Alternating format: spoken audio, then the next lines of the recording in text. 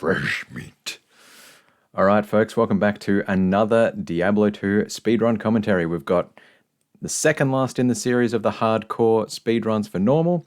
Back to Bender, we're doing the Barbarian speedrun. This is a pretty long one. The Barbarian's full of challenges. He's not the fastest character, can't really do much magic area of effect damage. I'm really keen to see this one. It's been a long-standing one. I think it's probably ripe for disruption in the next, few months leading up to the remaster. Let's dive in and check it out. This is Bender Meets Fry, speedrunning the Barbarian. So, similar to the Druid speedrun, we've got the Indrek map. So we've got the exit coming out here, and he's hoping for an exit there, because that means he's going to have a short stony field. The exit to the underground passage is going to be in the middle of the stony field, and the most important part of all that is it guarantees no river in the Black Marsh. So there's not a chance of having a waypoint on one side of the river and then the tower on the other side of the river, and you have to run all the way around to get to the tower, because with a barb, the old strat used to be you did a lot of tower runs. I'm interested to see how Bender plays it. He's the king of the swap cast and innovating in strategy. Even though this is an old run, I'm not quite sure what's going to happen. So let's see. Now to go back to early days. He ran out of town, he dropped his shield. I just have to cover this in every one of these speedruns. The shield is no good. It doesn't matter what you do with the shield at the start of the game. It is dangerous for one, because it can get you trapped in blocking animations and block frames. And what that means is, you get stun locked and you're getting beat up a lot, and it's not what you want in a hardcore run whatsoever. Nice little exploding shrine there. That'll give him some gold, which is perfect. And a chip gem, even better. So you don't want to get trapped in stun lock animation in blocking frames. You're wasting time in the speedrun, and it's also dangerous, right? I've seen that he finished the run, but I haven't watched it yet. Now, Like nuts, I retreat. Yeah, the old strat with the Barbarian, now that I've gone past that, used to be you'd pick up scepters at the start of the game. You would run the tower over and over again to just get like 3 Tal runes and Itheleth for Malice. So that'd give you damage over time, dot they call it, between 2 different things. So you'd have poison damage, and you would have bleed damage from your Malice, which is very, very helpful. That just requires a lot of tower runs. So I think that stopped a lot of people from running the Barbarian.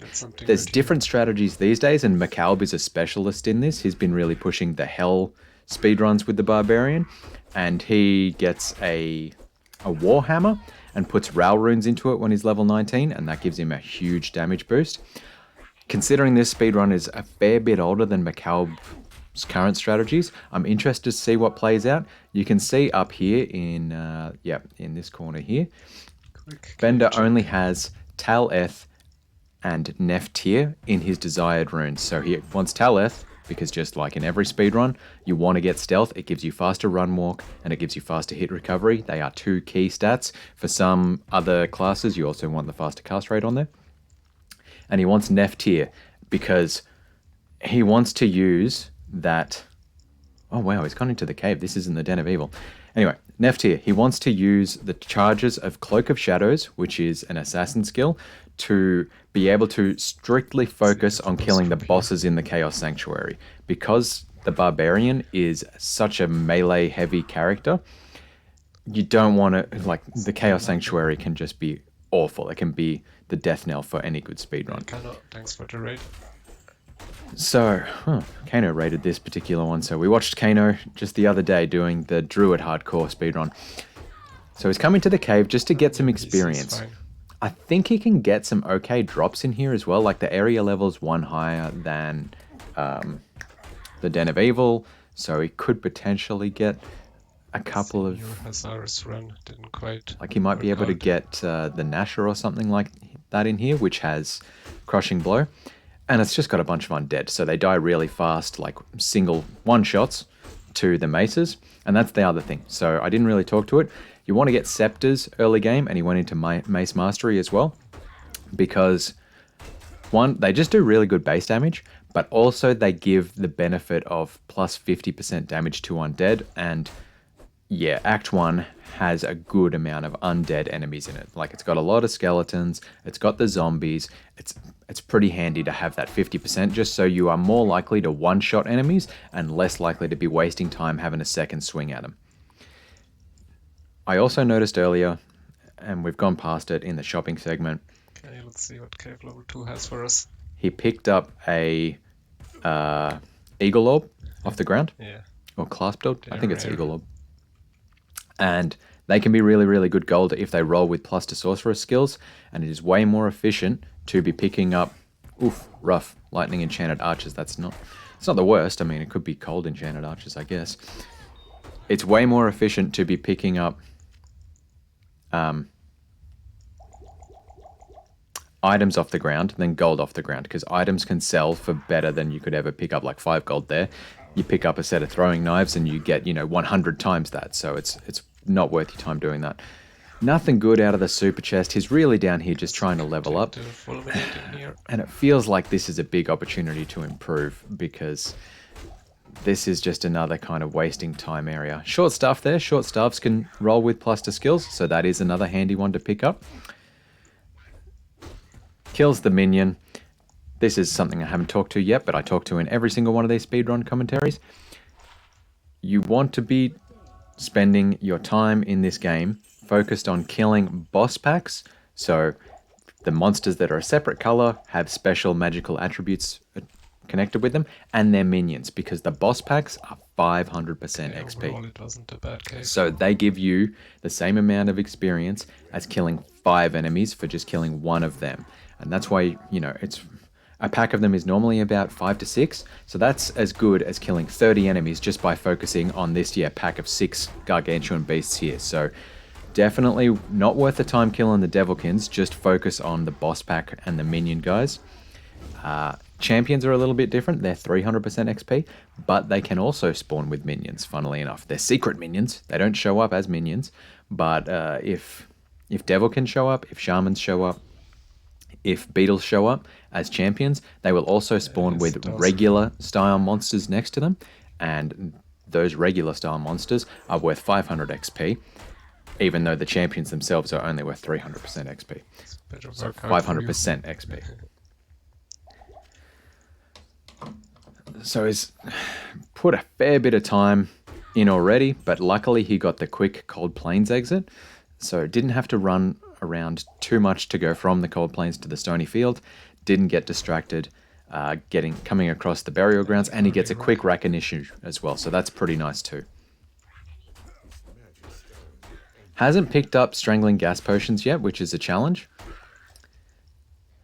And yeah, Rakan is a great one because he tends to spawn with quite a lot of minions, so you can get like 9 people in Rakan boss group. So, yep. Very good. He hasn't gone the Javelin strategy, so I know that a lot of other runners in the Barbarian category, even in a few of the other categories like Paladin, like to pick up Javelins just to give them a bit of a ranged attack as well if they're just, looking to keep stick and move. Just throw the Javelin and keep running. Additionally, picks up a couple of charms. That's pretty nice. Lightning damage, that's going to be very useful. Lightning damage, that's amazing. See, he agrees. Yeah, so he hasn't gone the Javelin strategy. Left those Javelins on the ground because Javelins, they're high damage and quite useful. I guess he does pump Dex a bit in the Barb run because he's got to ramp that up to get a mace later on. I'm assuming he's going a mace strategy anyway. So yeah, quite surprising. I'll start talking maps here. So you can see where he first ran in here. He was forced to run up, and that whole block, that whole tile there, is actually shaped like that. So he's forced to run out this way. And the underground passage is what we call a straight through map. So it's... Where's my thing? So its end will be capped off as if you ran straight through it. So it'll be effectively like that. Now, what he may end up doing is coming out and going across and going up. But the important thing is this end of the tile is shaped like that. So he always wants to be tending to go the same direction as he was forced out of that first tile set there. Okay, level 6. And there you go. You can see it there. It's a bit sneaky with the underground passage because a lot of these tiles tend to wrap around and it doesn't quite look like it's straight through. But you remember what the tiles look like, and that's a great way to pick it. So it looks like here the tile actually comes around, and it looks like if you were new to the game, it looks like it ends in that shape. But technically, the tile itself is that whole block there. Whoop! Somehow I have run into my gnome.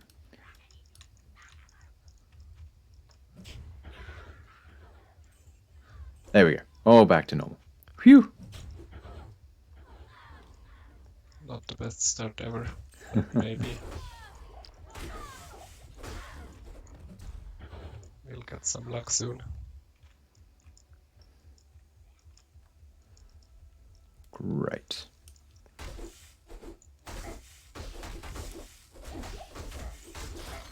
All right. Good. We're back to regular drawing style. That was rough. Picks up a nice rare ring. Maybe that'll have a bit of extra damage on it.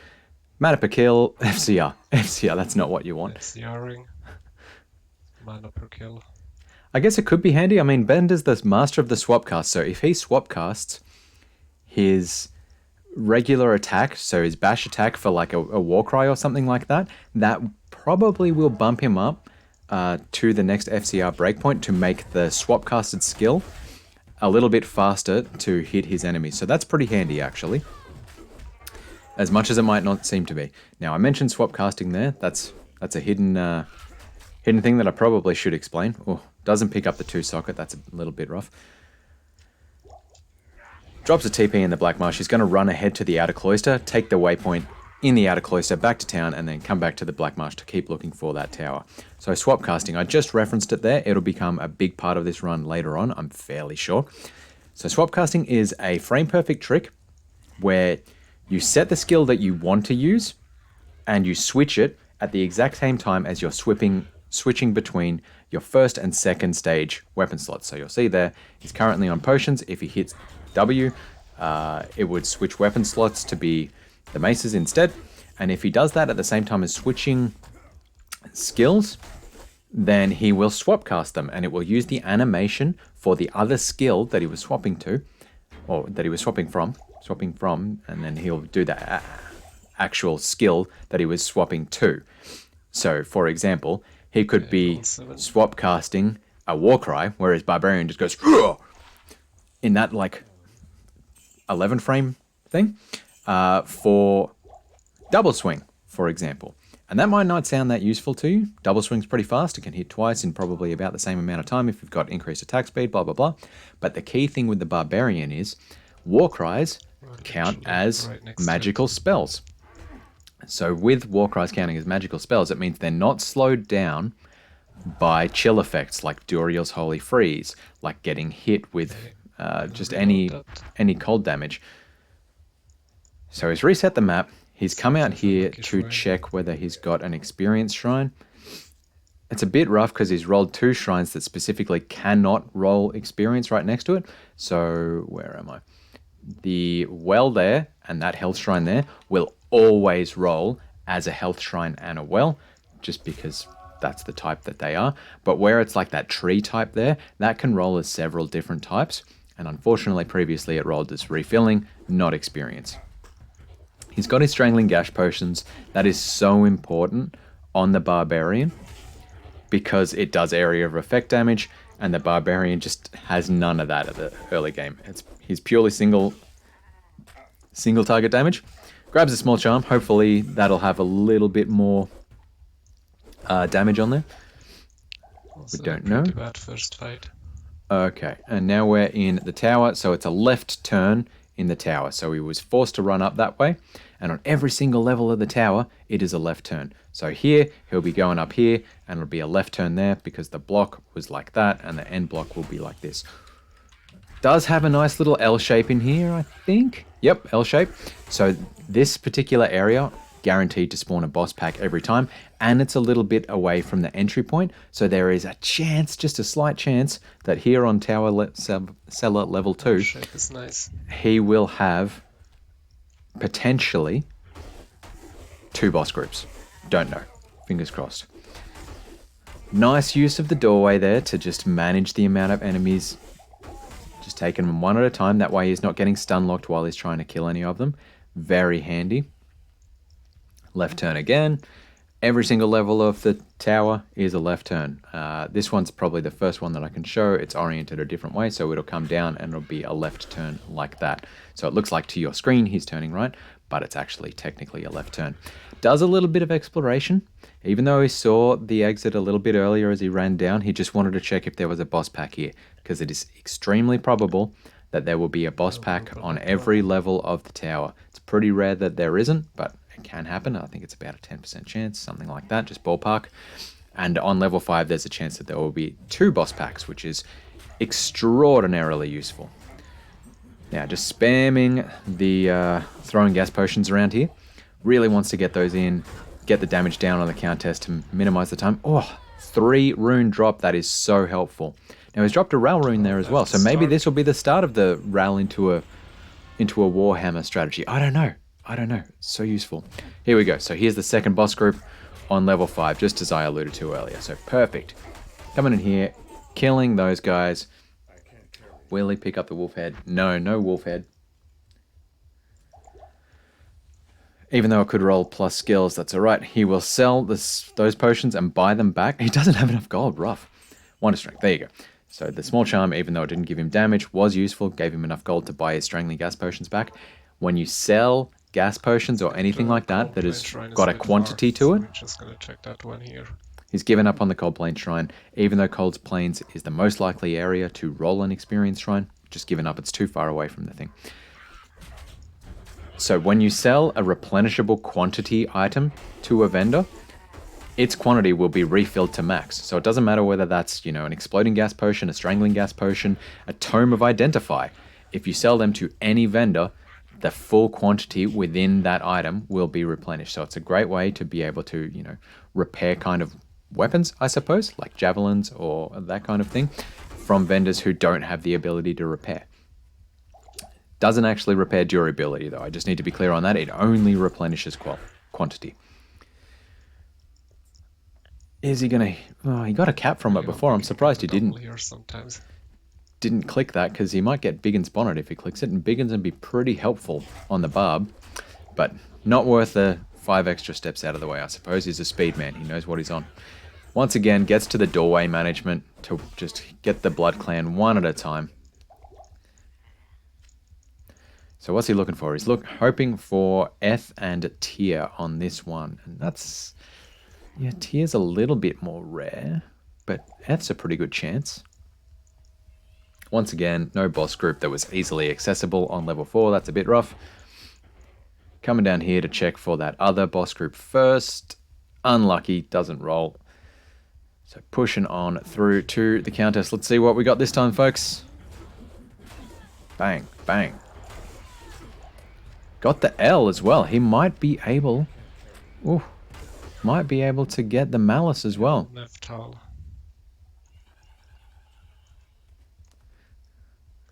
Two runes we already have.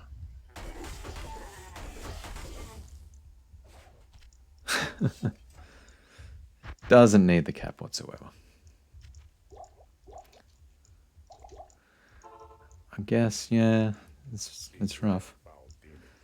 Pushing on, grabs a stamina shrine. That is still helpful, although it seems pretty useless to most of us noobs. The fact that he doesn't have to manage his stamina shrine while running, like manage his stamina and have to actually use stamina potions, very useful in speedruns, because you actually spend most of your time not engaging with enemies as much as you do when you're a new player to Diablo, because you know to only target those boss packs. So you just spend more and more time actually just running around and avoiding enemies and, dropping strangling gas potions rather than actually engaging with them. So managing your stamina is actually quite important. He's got quite a bit of inventory there, so I'm surprised he hasn't, done a bit of management, dumped some stuff in his stash. Let's see what we get here. So we've got that L shape again. Short sword. Oh, see, if you'd been clicking that the whole time, like, yeah, belt is nice, but I feel like the short sword weapon using rack, that many because potions. when there's no enemies around, it is pretty much guaranteed to roll the same every time. I like drop the same kind of item. Maybe it's worth the 1 in 1,000 chance that it will drop Rixot's Keen and he'd get Crushing Blow. Yeah, I don't know. Oh, I missed what was on that. So from that helm, he's really, really hoping at this stage in the game to just get plus to mastery. So just plus to mace mastery. Let's see. Not even going to check down that other way for the boss pack this time. He's been burnt twice by it. Feels like he's got a good feel for it. Level 5, is he going to get the Eth and tier? That tier is actually really important on the Barbarian. The way that Bender navigates the Chaos Sanctuary is just a thing of beauty, and it is all down to using Cloak of Shadows. Ith. Oof. Is all I can say to that.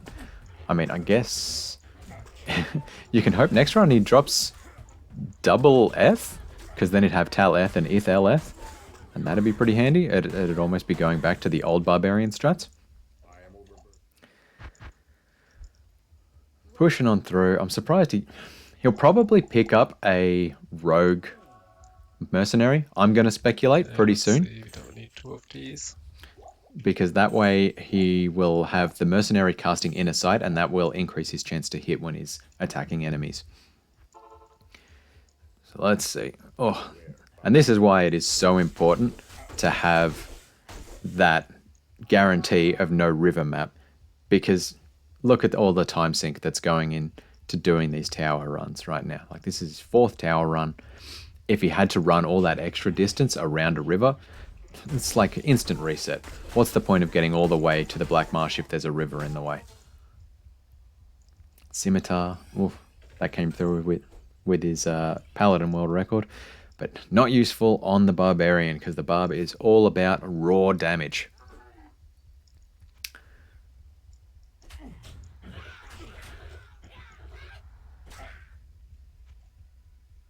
Still not clicking on those weapon racks. Or armor racks. Oh well. XP is still somewhat fine.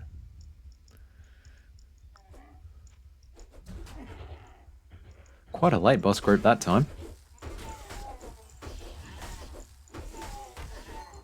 I don't know if it's just me, but the sound of blunt force trauma on demons, oh, it's just so relaxing. It's just so soothing. Apologies if I'm not providing the same amount of commentary as I normally do. Alright. So yep, you can see here, just to reinforce, left turn on every single level. He got damage reduced by 1, which, not really that useful, but he can sell it later for gold. And every little bit helps, I suppose. Every potion you don't have to spend. Crowbar would be kind of interesting if ammunition wasn't so limited on the good weapons. Throwbarb speedrun. I guess Ryu Quetzalcoatl did a Throwbarb speedrun all the way through hell, and he managed to get through and found some interesting things that was actually surprisingly strong through Nightmare, so Throwbarb would be a bit of fun. Grabs another rail, gets his Eth finally, but he's still missing a tier. He can hope, and as we saw on the Assassin World Record, you can just hope for a dropped tier on Act 2 or Act 3, because it's relatively likely to drop just on his way through them. But 5 tower runs. Ooh. That's the Barbarian for you, I guess. Maybe I've just been spoiled by speedruns, watching all the world records lately. I kind of used to be like this, even, doing the Amazon speedrun and that. Like, just doing lots and lots and lots of tower runs. And we've kind of gotten to the stage in speedrun history where these things are getting optimized enough that you really got to get it in like 3, maybe 4 tower runs. And the Barb's just slow. 3 to strength, that's going to help him get to the flails that he wants in Act 2, at the very least. And maybe he wants to upgrade to a different weapon. So whether it be that Warhammer or that kind of thing, they actually require quite a bit of strength. And that's why you don't see characters like the Paladin using those as a strategy. Bardish. Preserved head. Yep. So there's those champions. He's strong enough to be just knocking them down in a couple. Probably lucky not to have a possessed in there because the possessed champion type just have so much HP that can be a real time suck. Similar for ghostly, like it's really rough on melee characters especially because they can do that chill effect if they ever hit you. I can see that his Identify tome is empty right now, so watch next time he goes to Akara, he will sell that tome of Identify and then buy it back and it will be fully restocked. He might even do that with Chassi. So Chassi you can't buy Identify scrolls from, but she will replenish your tome of Identify if you sell it and buy it back from her.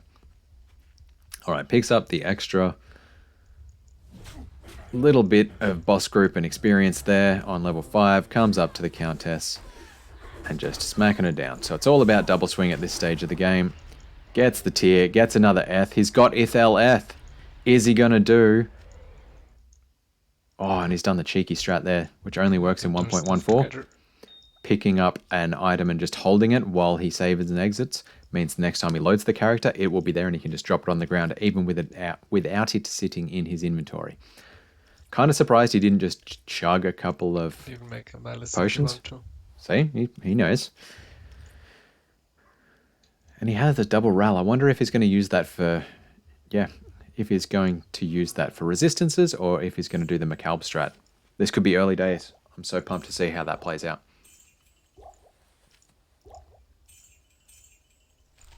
Alright, so he's stacked on gear.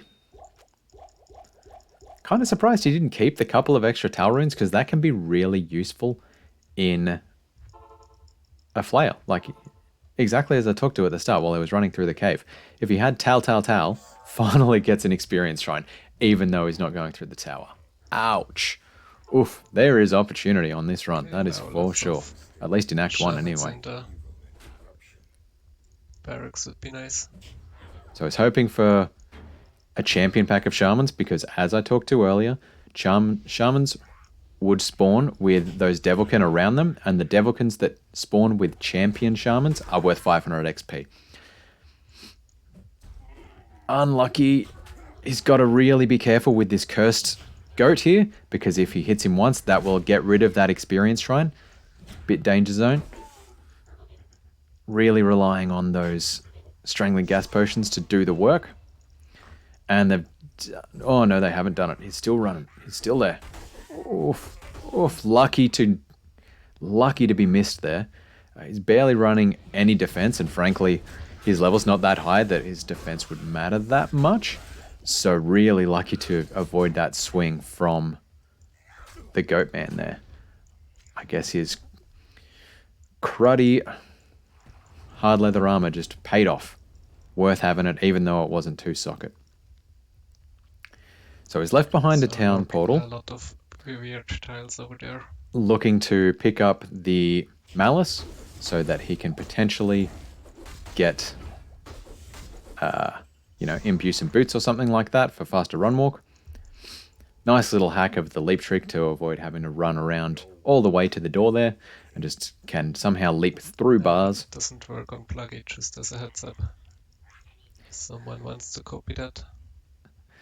So just he's letting you know that if you are using the mod pluggy to play your Diablo 2, if you're doing a grail or something like that and picking up the items, or you just like to have the shared stash and extra stash space, that save and exit trick that he showed earlier where he picked up the long staff and went to save and exit, that doesn't actually work on pluggy. It only works on 1.14.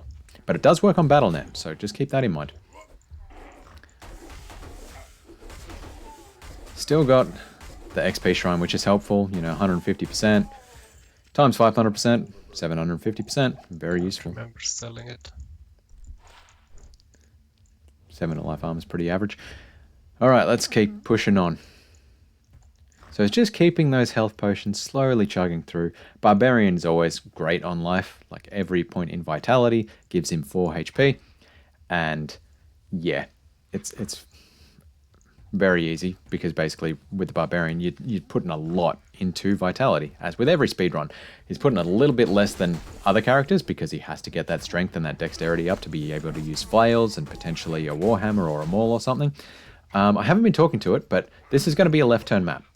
So Jails level 1 and 2 are straight through maps, like I talked to in the Underground Passage. Level 3, like I talked to in the Tower, is a left turn map. And left turn maps are very, very common in Diablo 2. Grabs the Longstaff now that he's got the space in the inventory. He's coming back to the barracks to pick up that Herodric Malice. Is it Herodric Malice? I don't think it is. Oh no, it's Hellforge Hammer. Let's look. Let's look. Maybe I can learn a bit of lore. It's been a long time since I paid any attention to lore in this game whatsoever, unless it was Ortsol kind of lore. Now, I said earlier, it's not really worth his time fighting champions unless they're Devilkin or Shamans or something like that. But since those were undead, that's where that benefit of using Scepters comes in, of plus 50 damage. 50% damage, sorry. It just means he's burning through them really fast. So it's still worth the time to just be killing them, even if they're only as good as killing 3 enemies. There you go, it is Herodric Malice. I am able to remember some lore. Very good. Amp damage stuff could have been interesting. Grabs a belt, finally, just to be able to hold a little bit of extra potions. Nothing good to shop there. Skill Shrine, might be helpful, I don't know. I guess it gives him a little bit of extra damage, and attack rating means he's less likely to miss. And we'll be just pushing ahead through to the Catacombs. So Catacombs can also be another huge time suck in these runs, just because level 1 and level 3 have no fixed pattern to them, and you can end up at so many dead ends. It's just a matter of playing enough to be able to recognize the tiles on how you're running around and be able to see those dead ends before you actually get all the way to the dead end. Level 2 has a little bit of a trick to it, which you'll see a few times in this game, where you want to run it clockwise, because as anyone who has done an Andario run, farming for SOGs or that kind of thing, it's a right turn from the waypoint to get all the way to level 3, to the exit on level 3. So he'll be just searching around here, catching those dead ends. The nice thing about this tile block here is it's pretty much guaranteed to have a boss group in it every time. And the Barb has such high HP that he can afford to fight these tainted groups.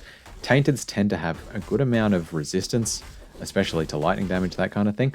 And they tend to stun lock you a lot because their attacks just take so much HP every time. So for other characters, it's quite dangerous. But with the Barbarian and his massive life pool, he doesn't get stun locked as often. So it's pretty handy to be able to actually take on those tainted groups.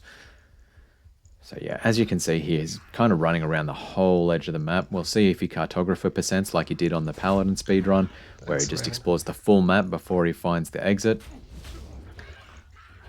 At least he's found a couple of boss groups along the way, So it's the experience along the way is the true reward.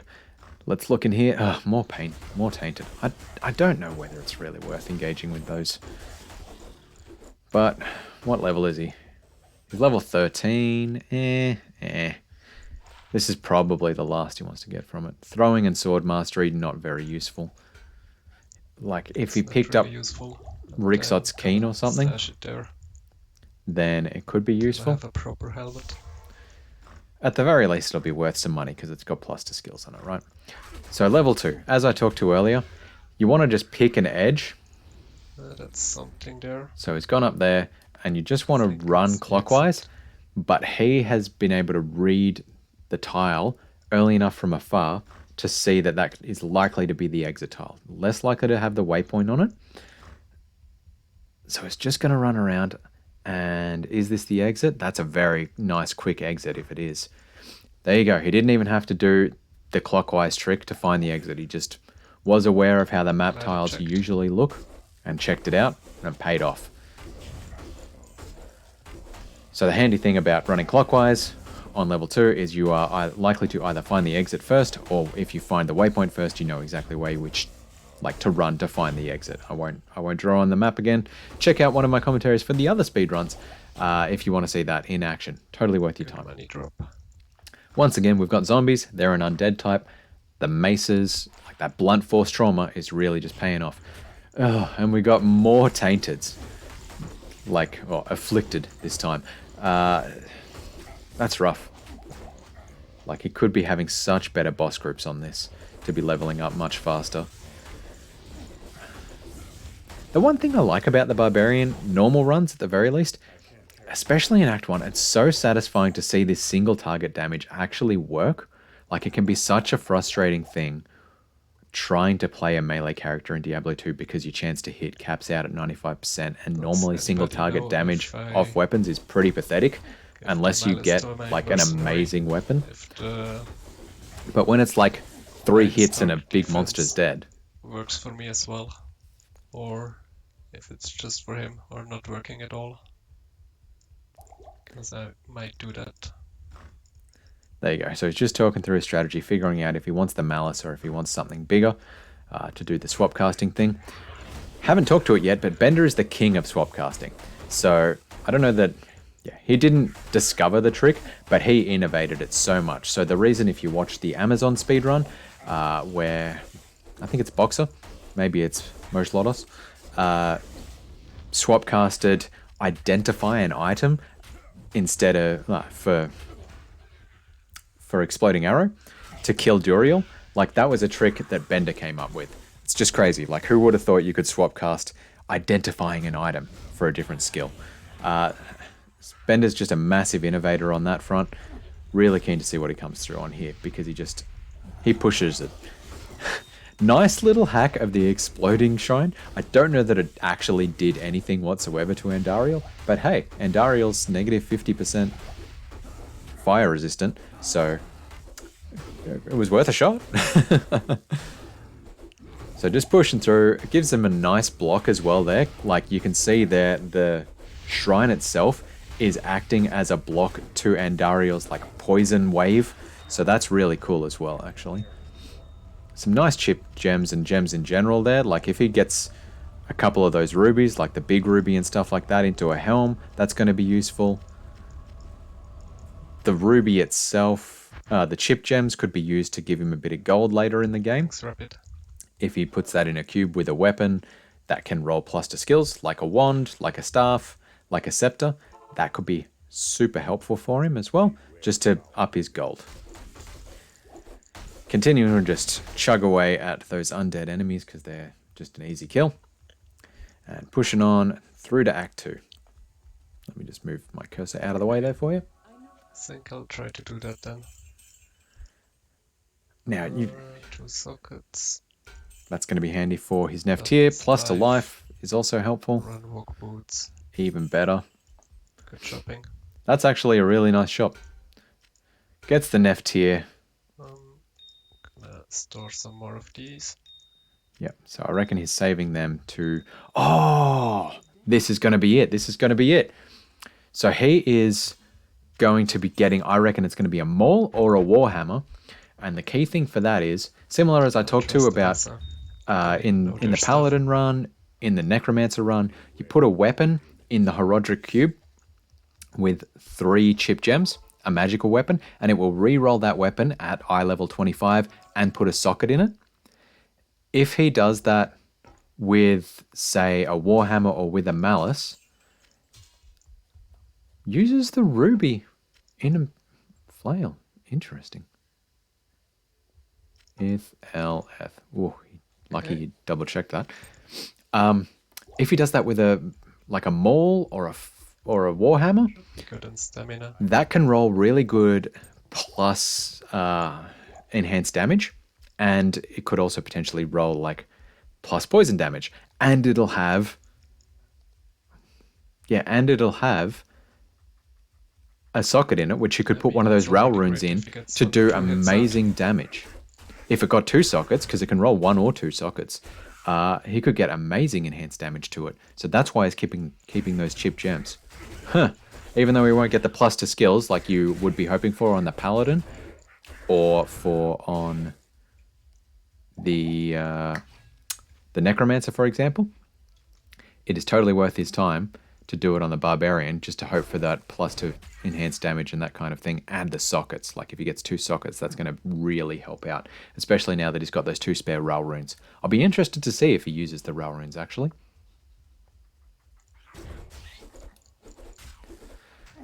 Out here in the rocky waste. So interesting thing to note with those Sand Leapers. So you can see here, up the top, up here, if you look under their name, they don't have the word minion, but technically they are minions. It's just a weird thing in normal, where if a boss only has the attribute aura enchanted, Bad fight for leapers.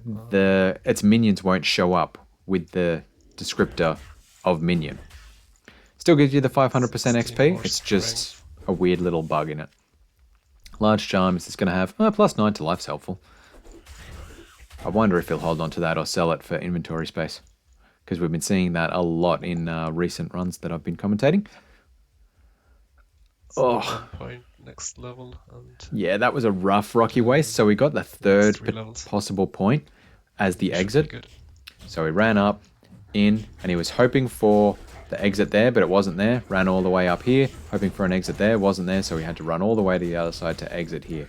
So as I've said in many of the other commentaries, Act 2 maps can just be such a hidden time suck because it feels so open, it feels like you're getting to where you're going fast, but you can just be running from corner to corner to corner, and it's quite a distance between those corners, and just takes up a lot of time that you just don't realize is going past. Choking Gas Potion is going to be helpful. That's the upgrade. And that is going to be so helpful in Act 3 when he's fighting a whole bunch of flayers and, you know, needs that extra area of effect damage. So he was really banking on getting those. So you kind of want that to drop around here, or alternatively, you want a Poison Shrine to show up so you can hit that and get a couple of them, sell them to the vendors, and replenish the quantity. He got the waypoint there, so rather than running along to the Far Oasis and looking for the Maggot Lair or any of that kind of thing, he ran on and saw that it wasn't the exit point there, so decided, alright, I'm just going to go into the Halls of the Dead. I will re-roll the Shrine in the Black Marsh when I come back and do my best to just optimize time here. Now, left turn map. You might be wondering, what does a left turn mean when my entry looks like this? Well, it's left turn relative to that straight way out there. So left turn map in level 1, level 2, and level 3 in Halls of the Dead. Hurts so much. It's a left turn in the Tombs of Tal Rasha. It's a left turn in Claw Viper Temple. It's a right turn in the first 2 levels of the Maggot Lair. So there you go. There's a right turn coming up, but generally left turn. Just bank on left turn. So similar thing here. The map's laid out like this. So you could go right from the entrance, or left, or straight up. And it's the left turn relative to that kind of upside down T is how you think about turns in these kind of Act 2 dungeon maps. Stone Skin, that was a bit rough. So Stone Skin means they have quite a bit of physical damage resistance, and that's not what you want on a Barbarian. So that left turn didn't immediately pay off for him, so he's going to come up and then go to the left and bank on it being there instead. And there we go. So it's not guaranteed to be the immediate left, but it's going to be left relative to that entrance map tile. So you want to check immediate left because that's the most convenient way, and hopefully it pays off for you immediately, but you know, that's not always going to go. So right now he's banking on it coming down here and then going to the left. Similar to there's a lot of annoying stuff level in 2. Here. And he's just getting blocked. The bats are annoying as well. Bats don't give great experience, and he's gotten a couple that have been Stone Skin, which are just very annoying, like take a while to kill and they're just in the way. We pick up a long staff there for more gold, I'd say, and nice to get an extra chip gem. Bang, bang. Nard staff, long staff. And the cube. Where can I take you? Listen to the mouse clicks, actually. This is the thing. Like, I've probably been talking a lot in the previous runs, but so many runners, if you can hear audibly their mouse, they're just clicking all the time. It's like, Can't use the good weapon for a while, so let's get him but something else. Bender just plays so smooth, man. Plays so smooth. It's like, he only clicks when absolutely necessary. All right, so his Sockets, no. Decorating gloves, sure.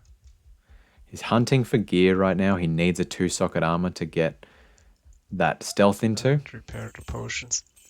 And exactly as I talked to before, he's grabbed some potions, sold them, and bought them back to restock their quantity. Really fast way of doing that. Grabs an experience shrine, that's alright, in the Black Marsh. That's going to help him out a lot. Hopefully find a lot of beetles on the way.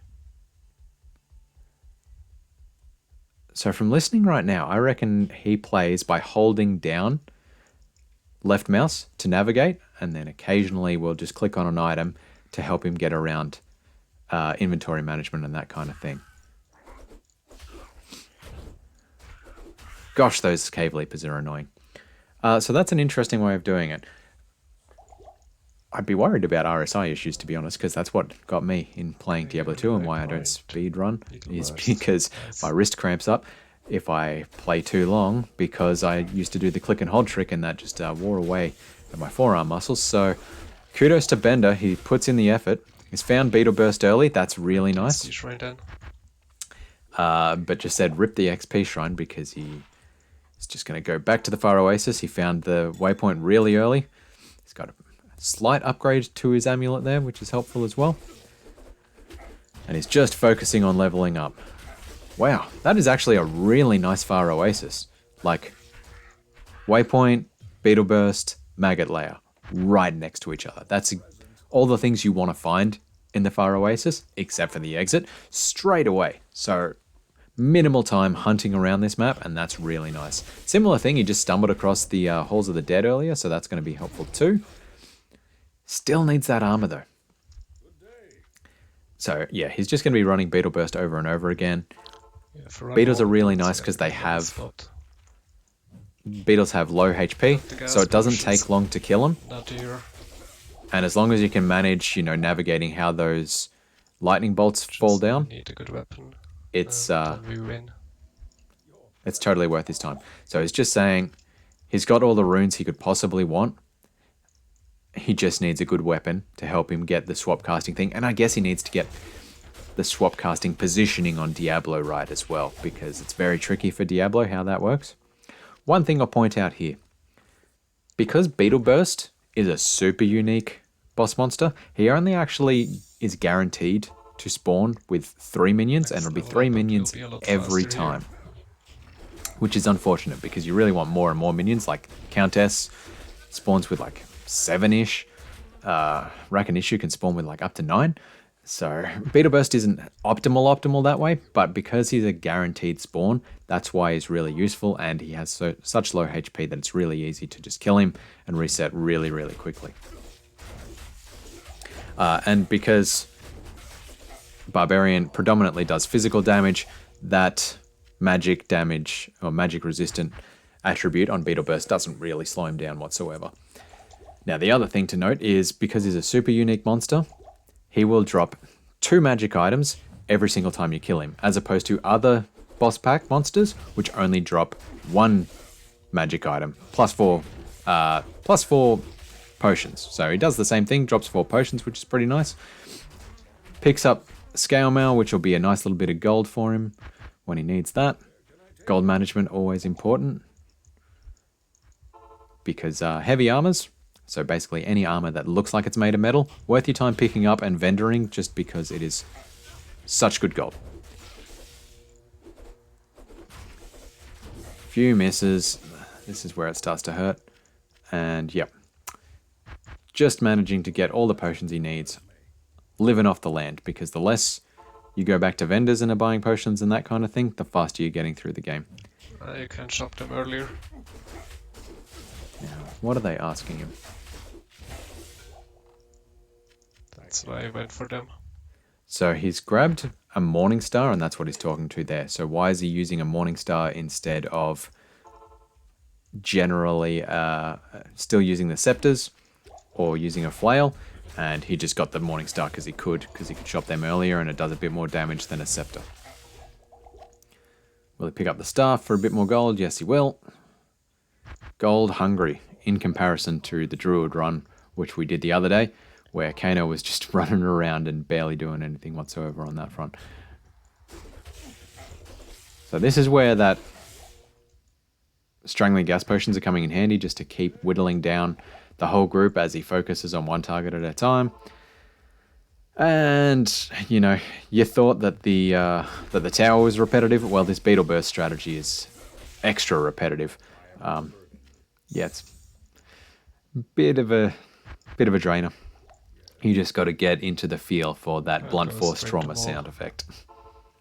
I got choking gas potions, so that will be our main damage source, kinda. There you go. He's going the maul strategy. So this is a thing that Bender sort of innovated on a few years ago when he figured out that he could swap cast physical attacks for magic attacks.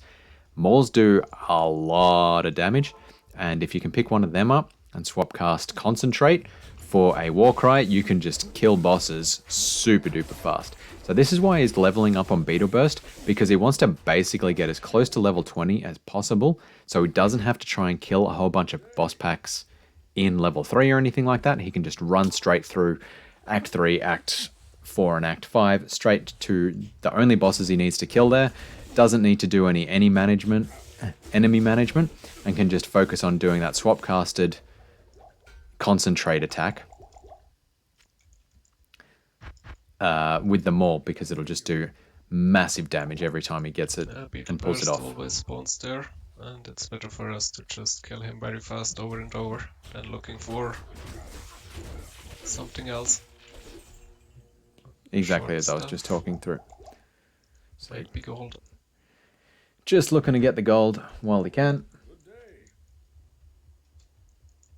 Perfect.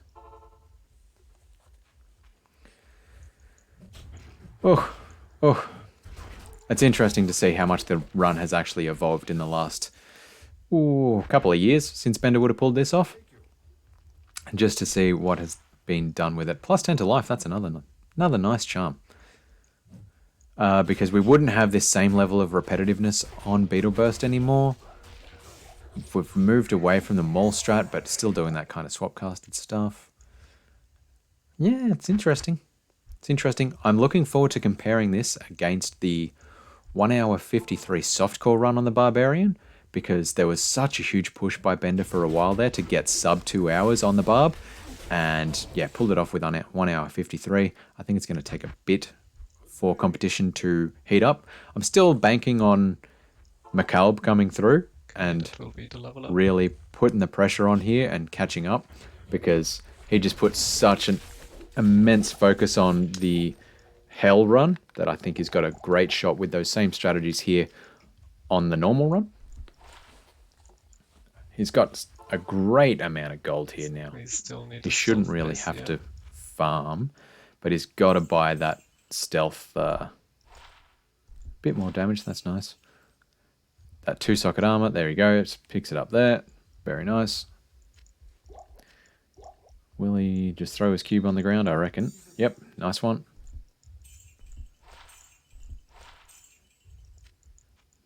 Bang. Sell, buy back, very efficient. Grabs a couple of actual proper flails now that he's had enough time to put in the strength and dexterity to get up to there. That +5 to strength amulet did help out a little bit on that front. And back to Beetle Burst. Oof.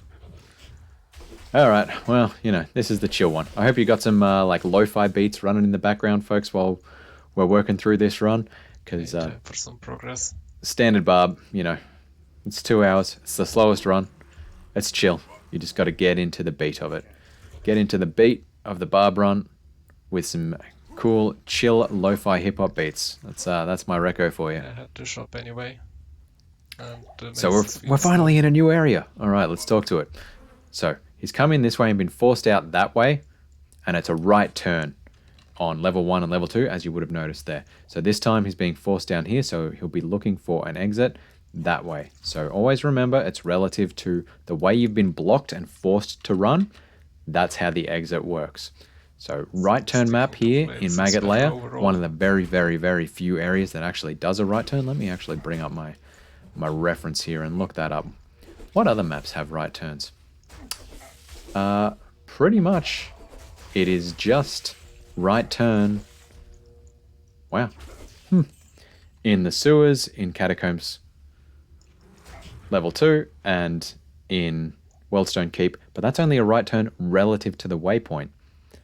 So Maggot Layer, everyone's favorite because of these tiny corridors, and also it's a right turn map, so it's just going to confuse anyone who learnt to just live by the rule of always turn left.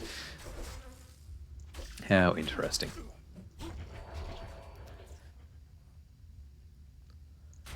Alright, and he's been a bit stuffed there because he had the big wrap around and he's had to retrace a bunch of steps, and he's coming up here now to hope for the right turn up this way.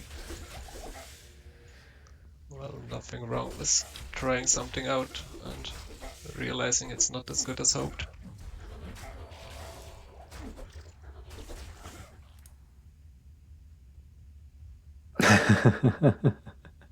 So chat here is saying, 13.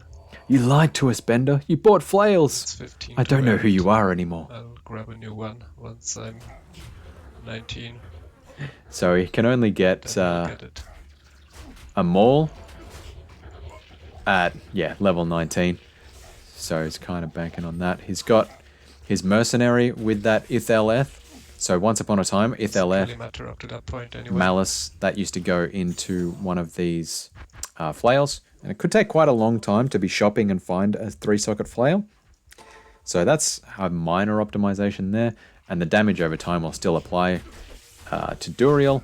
I wonder if this run is old enough for him not to know about the Merc bug. So the Merc bug is where you force the mercenary to teleport to catch up to you, and then enemy targeting no longer works on the mercenary and they'll just ignore him. And that can be really handy for boss fights, especially where you're trying to get the Merc to proc a specific attack type. Predominantly it gets used in hell runs, where you give your mercenary a weapon that has crushing blow, so that does a percentage of enemy health damage. But it could be helpful here with bleed damage type. Open wounds is what it's called, as an attribute on your weapon. So we'll see if he does that. Let's keep our eyes out. Once again, as much as he found everything that he could possibly want in the Far Oasis, that corner piece there. it took him his second chance. It's usually an exit close by. To find Lost City. And as he was just describing there, and this is probably worth calling out while you're exploring Act 2 maps. So Act 2 maps, the big desert areas are basically set out like that, like squares. And you can often tell that you don't need to explore an area because there'll be these little cut-in areas, and if you see a wall earlier than the edge of the square would be, just run away from them, because there's no chance that late in the big square that the exit is going to sneak up behind it. So if you see like a cut-in, you can just run straight through, and if it seems pretty open, it is incredibly likely that that's going to be the exit area.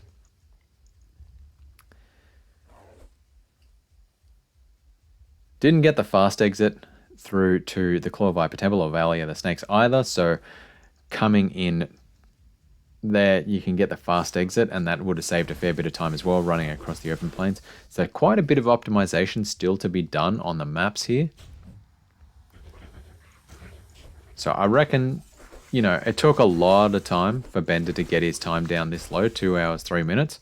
I know he put the effort in on the Barb norm runs for sure, but I still reckon this has a bit of a way to go. If the softcore runs 10 minutes faster than this, I think that kind of explains how we got to that point. I almost guarantee that this run is not going to have wave skips.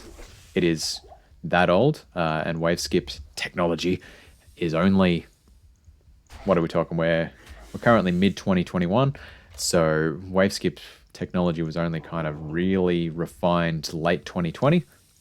I'm going to say November maybe. So we're not going to be seeing that. So even more time to be saved there for sure. Because he won't have to shepherd the guys out of the room or anything like that. Don't leave the amulet on the ground. Phew. All right, Fangskin, he was another super unique monster, and you would have noticed there that he dropped 2 items when he was killed.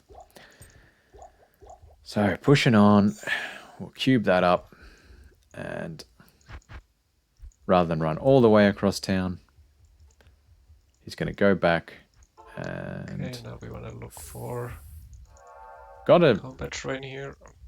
And I guess with that shrine we do a bit of progress as well. So he wants a combat shrine because even though he's swap casting, or even though he will swap cast, he's not up to the point of swap casting just yet, but even though he will swap cast, it still depends on chance to hit ratio. And because combat shrines, I think they do 200% attack rating, that greatly increases your chance to hit bosses, which is super important with concentrate. Just the more chance, or the less time you're spending missing, the more time you're spending killing, right? That's what it takes to get through this game. So, palace maps are pretty much always static. Like there's a couple of minor variations there. We can check. Grabs the waypoint, and that is really rare to see a runner pick up palace level 1 waypoint, but he picked it up because there was a shrine there, and he's kind of banking on every shrine I can check for the potential to roll a skill shrine, or especially a combat shrine. Like skill shrine would help a little bit because that would add on to his mastery rating. But combat shrine especially, that'll be that'll be the biggest boost for him. So that's what he's really banking on. He'll be re-rolling maps until he can find a combat shrine when he's level 20. That way he doesn't have, he can rely on that. That'll help him out a huge amount with Diablo. A huge amount. It won't really work with Bale because Bale curses you so often while you're in the Worlds Don't Keep.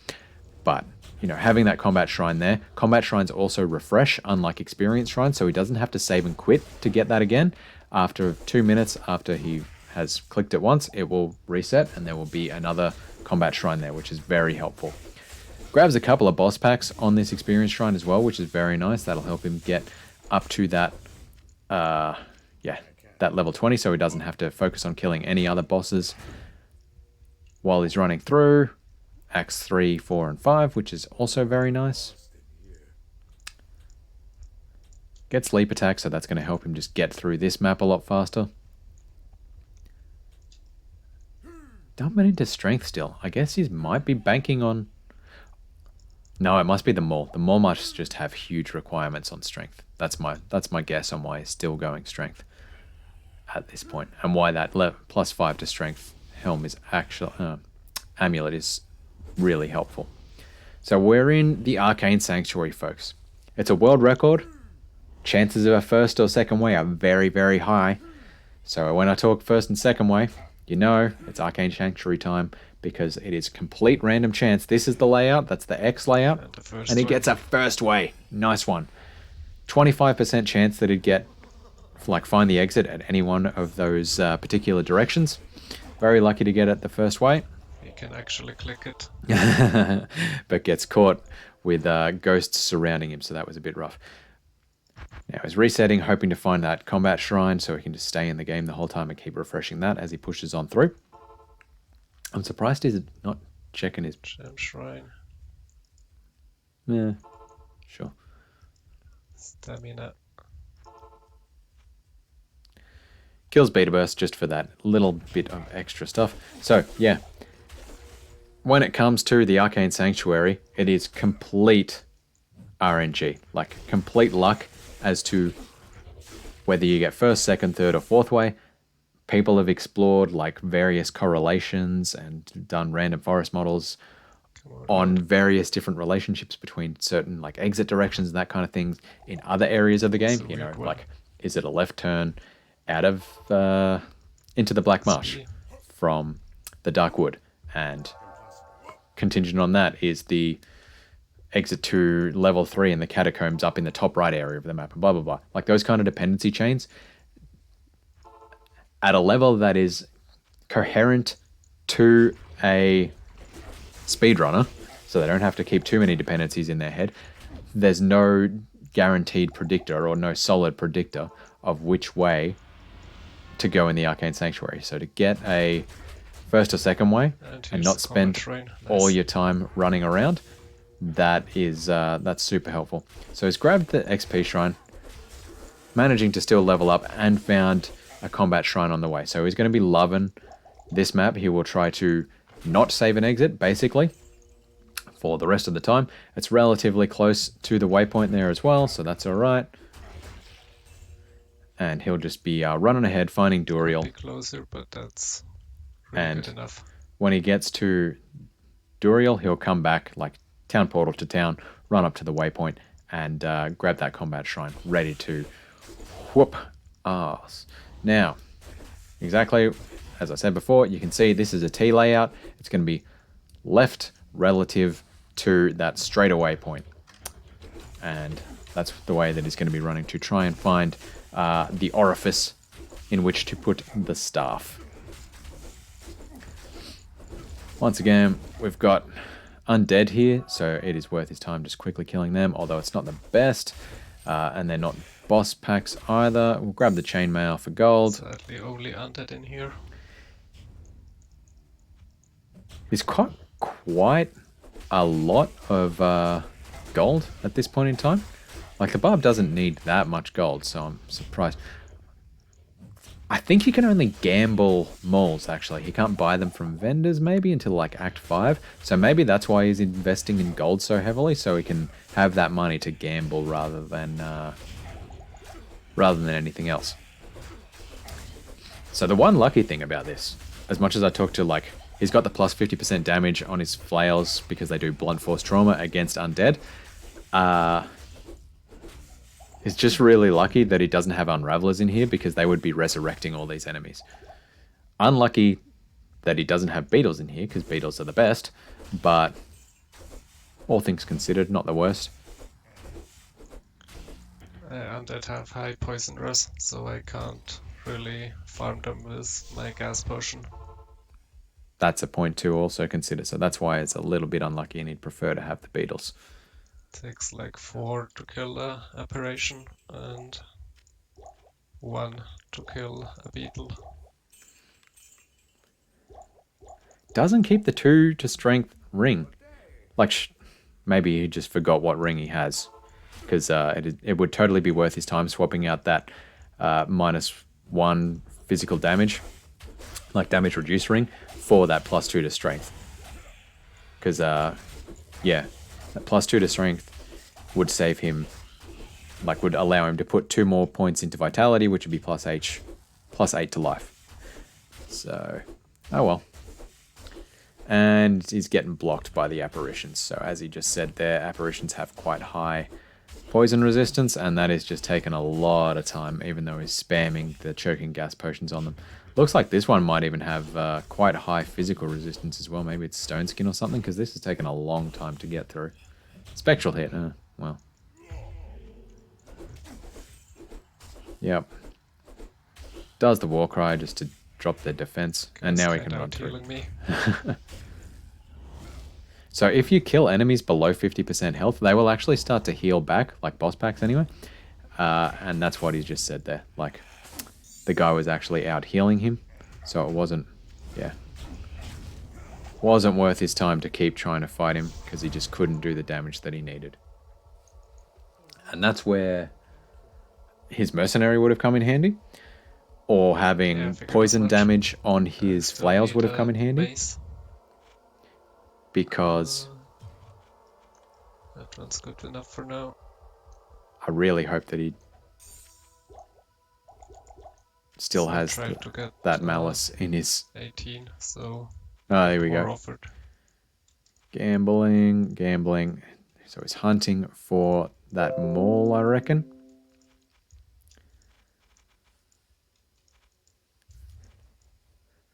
There we go.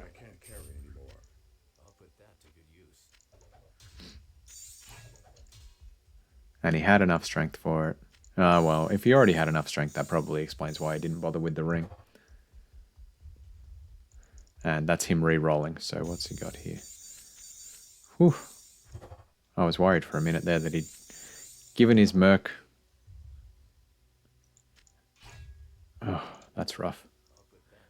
that had given them his merc, the polearm with malice, and then hired a new merc and lost his malice. So that's lucky that he hadn't done that. Unlucky that he didn't get 2 sockets in his maul that he could put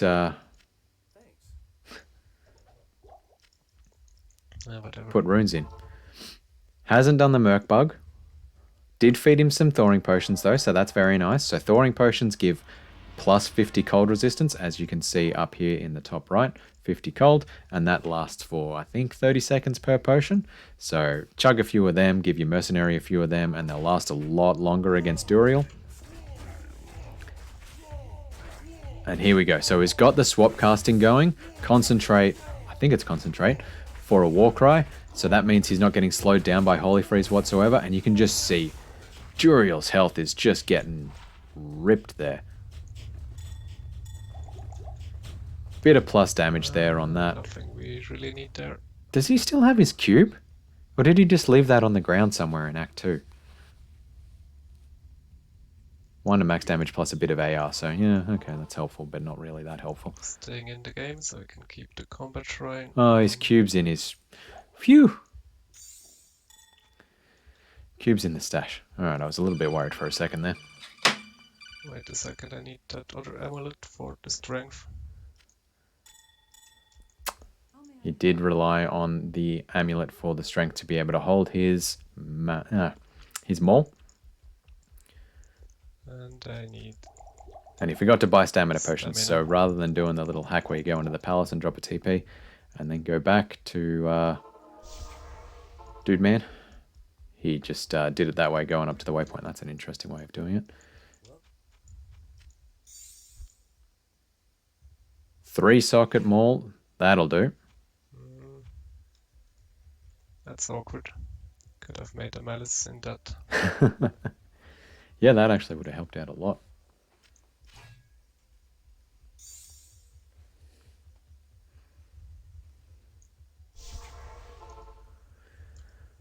What's he doing here? Going across...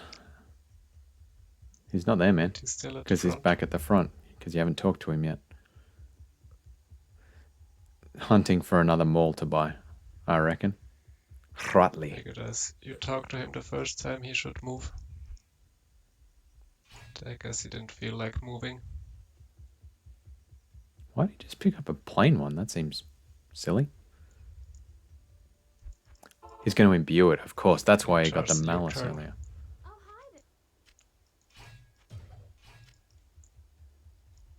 20D attack rating, That's not bad. damage against undead.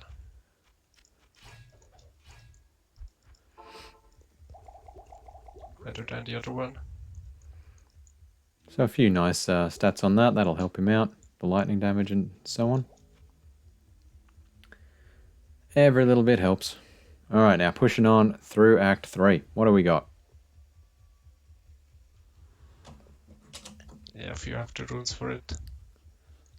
So Act 3, there will be 3 little side areas banging off here. They won't necessarily be like that. They might be, It's you the know, only one that can provide it to you. like, anyway. He wants to make sure, well, luck permitting, he wants to get, It's pretty rare that he actually does. he wants to find on the first little side area he explores between these 2 pillars, the spider cavern. He doesn't want to find the waypoint. He doesn't want to find just an empty area with a bunch of people in it. Picks up an XP shrine. That's pretty nice coming in to the spider cavern because there's a guaranteed boss pack in here, and it means he's not wasting time running into other areas, like other little side areas. So that's a nice little optimization there. You might not think it saves a lot of time, but it saves a surprising amount of time. He's still got his swap cast going, so that's pretty nice.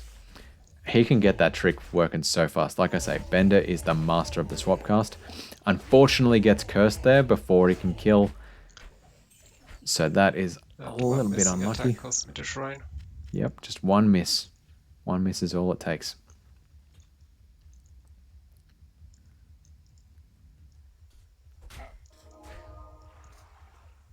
But, you know, at least he had the well there, so he could pick that up pretty easy as well. And get rid of that curse, because curses are removed by wells, which is pretty nice. So we'll run on through. He won't be exploring any more of those little side areas. On the slot. What he'll be hoping for now is a Great Marsh skip. So there's 3 jungle areas before the city areas here in Act 3. There is the Spider Forest, the Great Marsh, and the Flayer Jungle, and there is a chance that the map layout can happen that you go straight from the Spider Forest through to the Flayer Jungle, and that saves a lot of time running through the Great Marsh and getting all the way there. So if you can get the skip, that is ideal, because the Flayer Jungle goes straight through to Lower Crust. Wow, that was a big leap. There's something over here. So we've seen the exit there on, I think that's about tile 3 in Spider Forest. I'm surprised that he didn't drop a TP back there. That would be normally what you see from runners when you see an exit. Marsh. So that's what it's saying there. And that's why it would have been handy to keep on that waypoint. But I guess straight, you don't have a skip at all. Oh, that's interesting. I didn't know that. So if the marsh goes off your 6th tile block, you would have the marsh next to Lower Kurast, distance-wise. Huh. Yeah, that makes sense. There you go.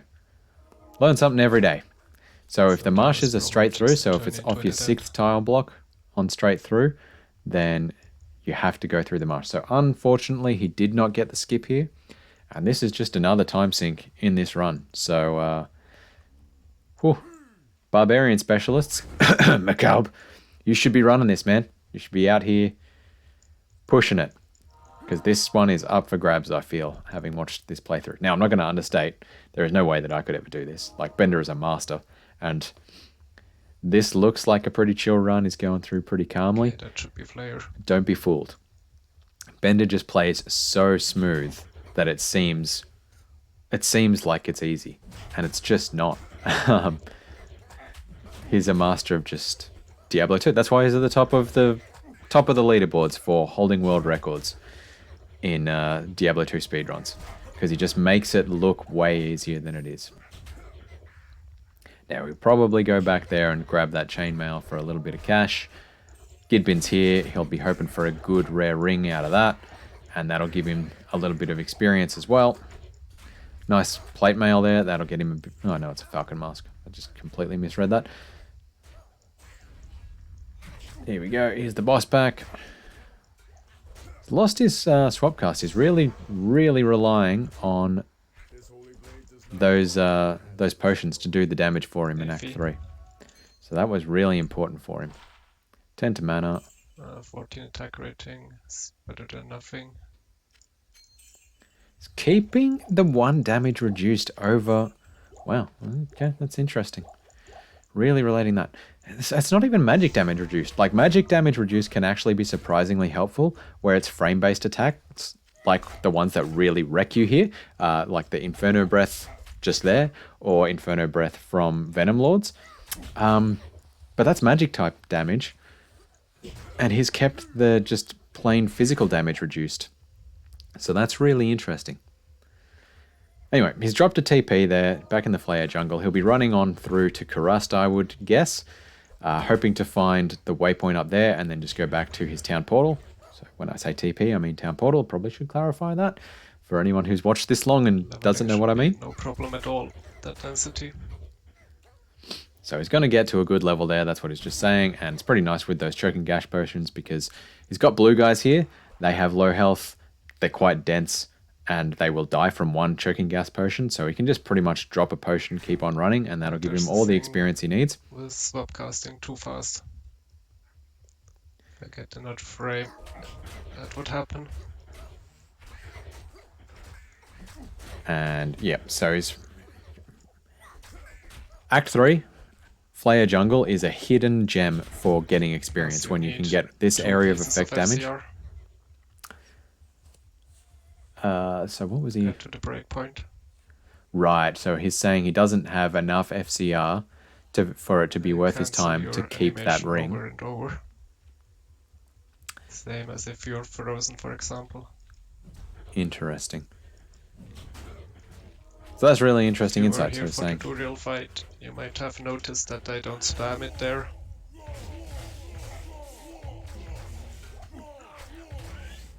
there you Because go. I'm too slow for the cast frames Huh. to actually get the action through. And if I just spam it, I'll cancel my own animation over and over. Wow. Hidden insights there, folks, into swap casting. So what he's saying is if he had too much FCR, if he's just casting over and over again with the swap casted animation for concentrate, or it might have been double swing. Being frozen or decrepified. And because he was frozen, what happens is the swap cast doesn't effectively work because the frames aren't properly switching between the swap casted like magic battle cry animation and the physical damage animation. So he's cancelling out his own damage if he goes too fast through it, and that's why he was willing to give up that FCR ring. That is so interesting. Attack rating isn't great. I think I'll put the extra points I get from the book here. All right, now I got stuff to talk to. So it was level 1.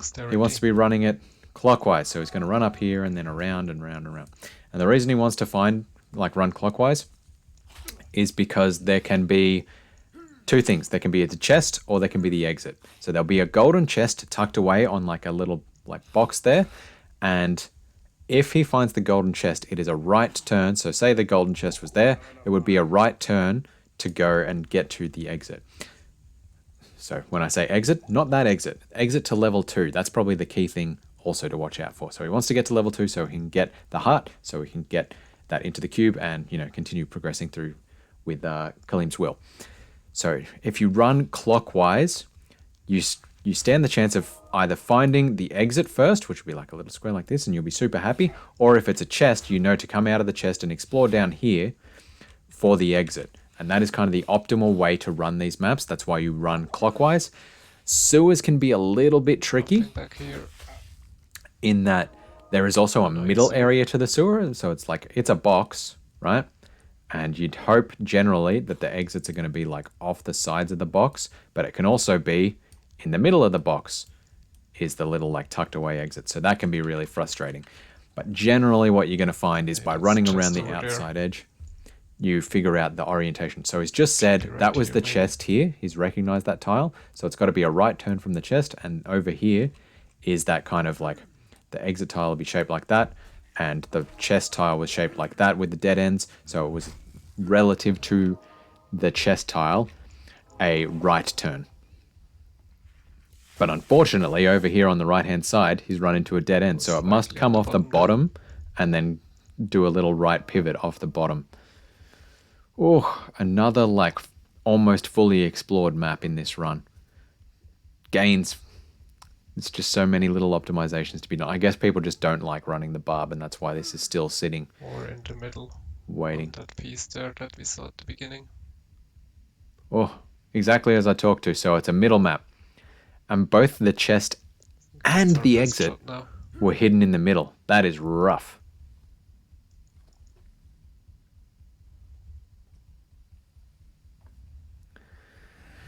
Ouch. And he did even walk in that way a little bit to see. That's painful. Comes up. Is he going to attack those guys? No. Check that a bit further at the beginning. He's pretty good on experience, so he's not going to really worry too much about Icewing. That saved just the 1.5 turn into the sewer. Yep. Regrets, man. Regrets. So we still got to do the Flayer Dungeon. Flayer Dungeon is another left turn map for levels 1 and 2, and then there's 6 static map layouts on level 3. So I'll just highlight that now, and I will draw it on the screen when we get there.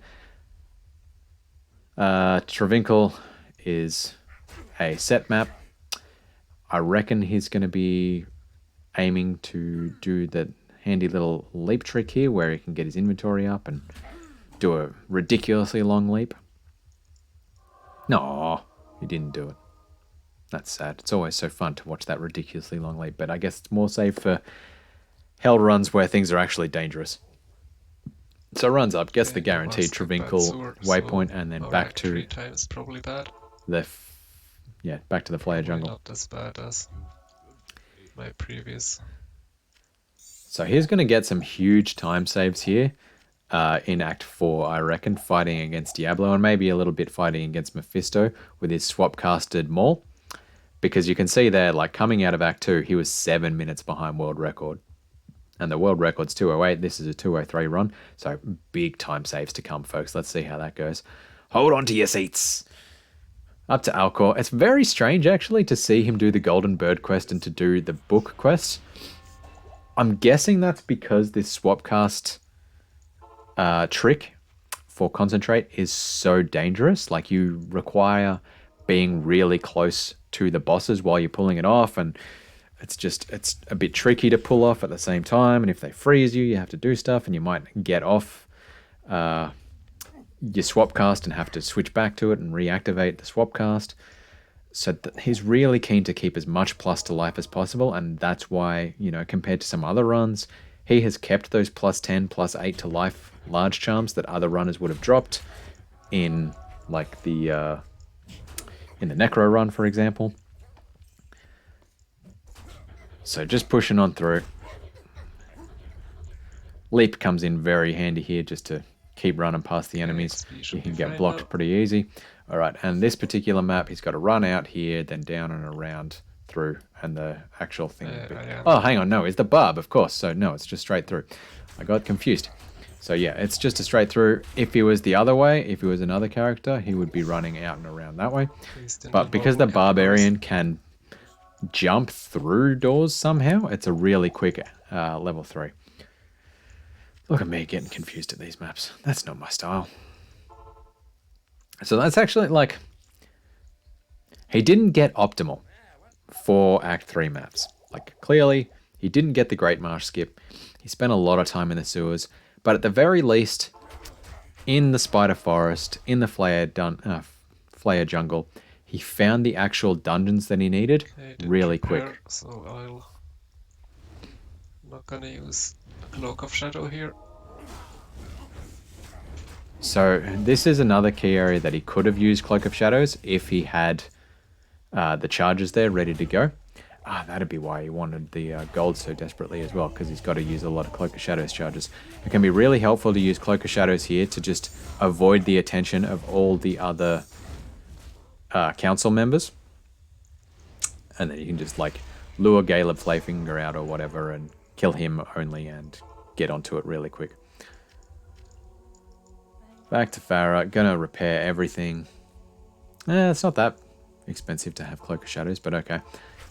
And now he's pushing on through to Durance of Hate. So Durance of Hate, left turn map on level 1, straight through map on level 2. So you can see up here, that was blocked like that, and he was forced to run out this way. Forced to run out that way means he needs to turn left relative to how he was forced. And that'll be hopefully a pretty quick map. Maybe 2 depending on the map here. So like I was saying, like, he didn't get ideal maps, for sure. There's big time saves to be made there in the sewers and getting a Great Marsh skip, that kind of thing. But by finding the dungeons early and not having to explore every little sub area of the Flare Jungle of the Spider Forest. Interesting that he didn't come out and continue exploring that way. So straight through map here means that it'll be over this way and the end block will be there. He just recognizes the tiles really well to know that that's the exit there. How interesting. All right, he'll run along here, do a big leap. Oh, annoying that he got cold damage. Very nice with the barb that you can do this, because it means you're not at chance of luring in the council members to heal Mephisto. He's got his swap cast going, so that's very helpful. Grab the combat shrine, that'll greatly increase his chance to hit Mephisto. Mephisto's pretty high level, so he needs every little bit of help he can get. And he's got his mercenary there to just, like, sort of distract Mephisto at the same time, as well as apply that bleed damage from the malice that he's given him. So very useful. Look at those chunks of health go down from that swap-casted concentrate. Like, boom. That's half the M gone. That's a huge thing gone. That would have been a full letter gone. Like, The time saves from this swap casted huge damage is great. And he drops Treads of Thon, so that will be really helpful too. Nice. Better, faster. Better, faster run walk. Grabs a bit more damage here. Unfortunate that he didn't get the Rixot's Keen on that short sword. But, you know, faster run walk, he'll take that for sure any day of the week. Sells that, had a couple of plus to skills, that's alright. And more money. More money!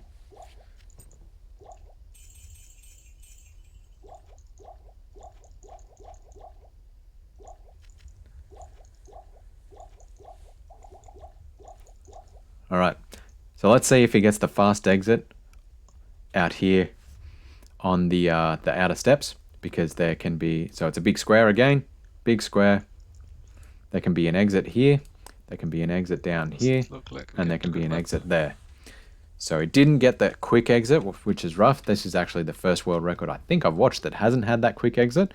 And with the indirect map set that he got at the start, it is actually quite likely to roll the very fast exit. So, yeah, it's a bit rough. Yes, we can use that way. We don't need stamina potions for sure. At least he got it on the second exit point, so that's alright. Out to the Plains of Despair.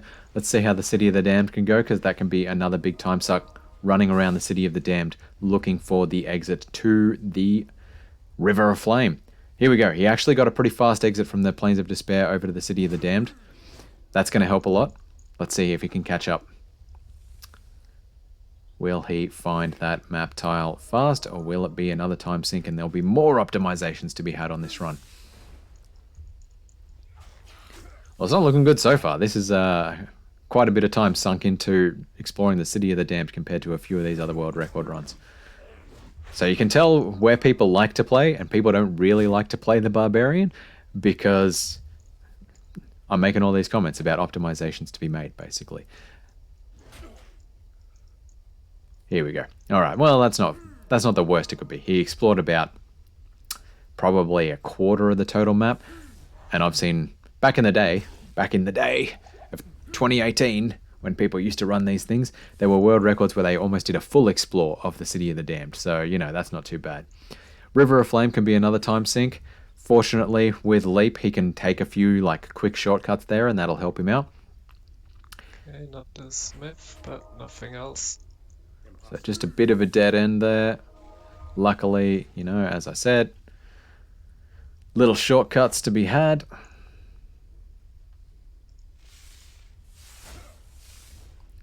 Running on up. I'm super keen to see how Diablo plays out with the Barb.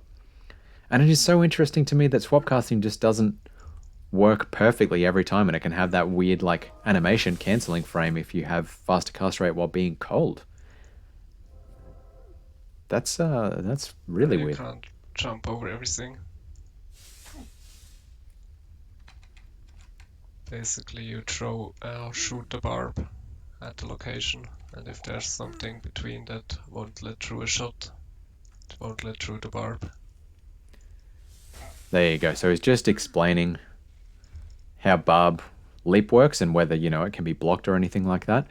And the key thing to remember with Leap Attack is the spot that he's leaping to needs to be empty. And this is actually something that can get you if you are fighting against the Ancients. Because it's Talik, I think? The one with Leap Attack. We have clean seals. You can be running around and then suddenly you're running in place. Because when Leap Attack is triggered, it like reserves the spot that you are leaping to, and that tile that you're leaping into actually gets blocked and other monsters can't go into that exact spot. So if you're fighting against... There you go. Cloak of Shadow is very nice. So he's managed to isolate Infector, do his concentrate on him really quick, and not be caught up in all the other enemies there. It's just a thing of beauty. Figured it's better to just go. So back to the Ancients fight. With that, it's a really dangerous thing if you're running into a spot and then you just seem to be running in spot. Run the other way. Get out of the way, because there's a Leap Attack coming right for there and you are in danger. You might watch a few guys doing hell speed runs and like start to mutter to themselves when nothing seems to be going on, and that's because they have noticed that their character is just running in place here. So just killing a few of those Drainer ghosts out there, and he's trying to taunt over all those Death Knights so he can just focus on Lord Desace. And this is why Nice. getting Neftir at the That's start was so important. Because using that Cloak of Shadows, it's a thing, it's just amazing. Watching the enemy management in Chaos Sanctuary.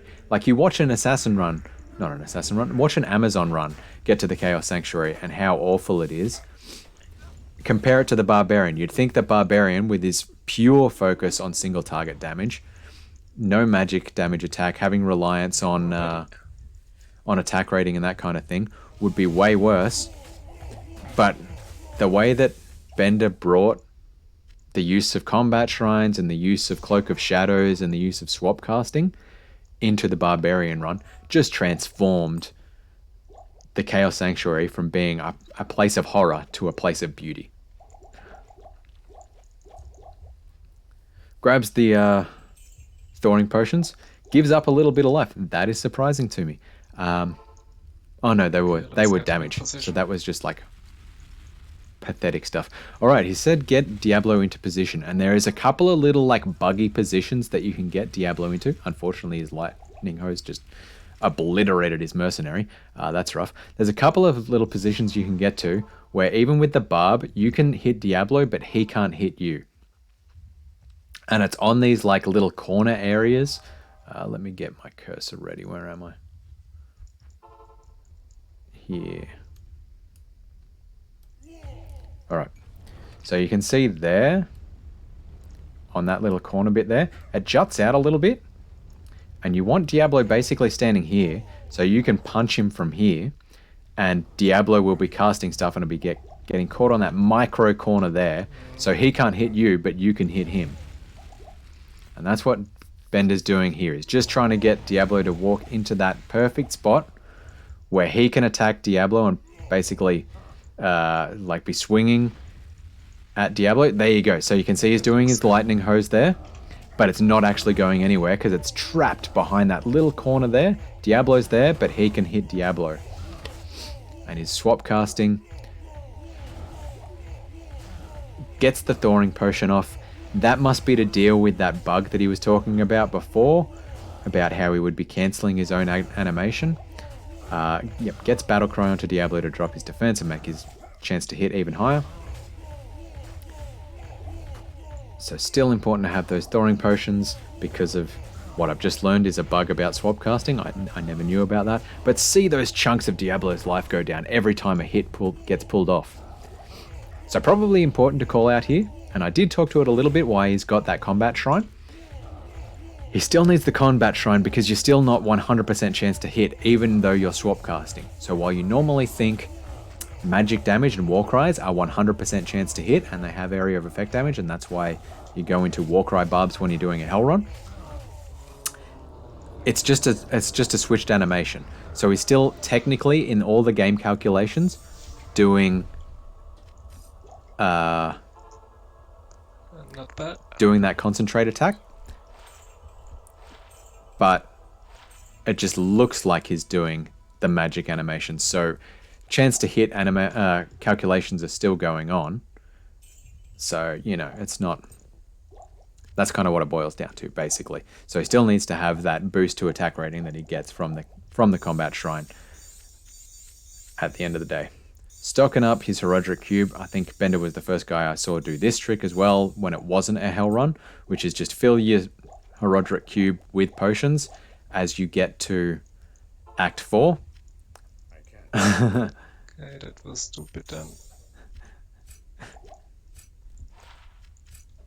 Half freeze duration, that'll be nice at the very least.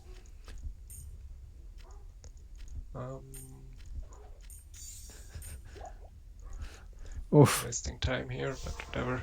That was painful inventory management. Alright,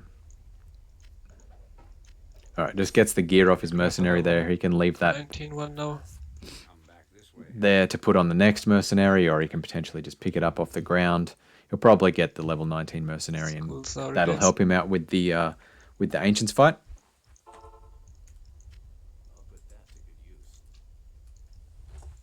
There you go. So he's chucked that on a mercenary, and he'll just be running straight through Indrek. Act 5. Oh, Indrek's joined the chat. Indrek, the other master of the game.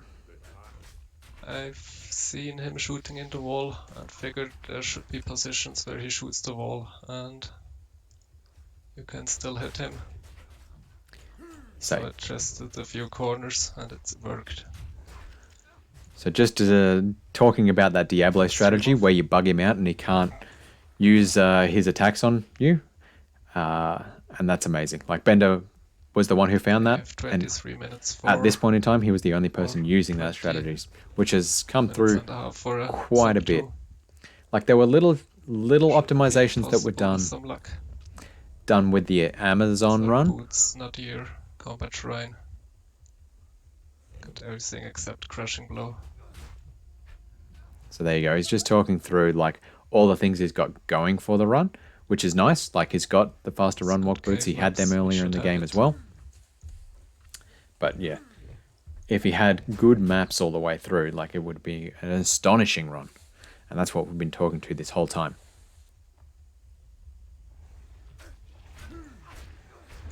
Will he kill Shenk? I don't know. This is always a roll-up.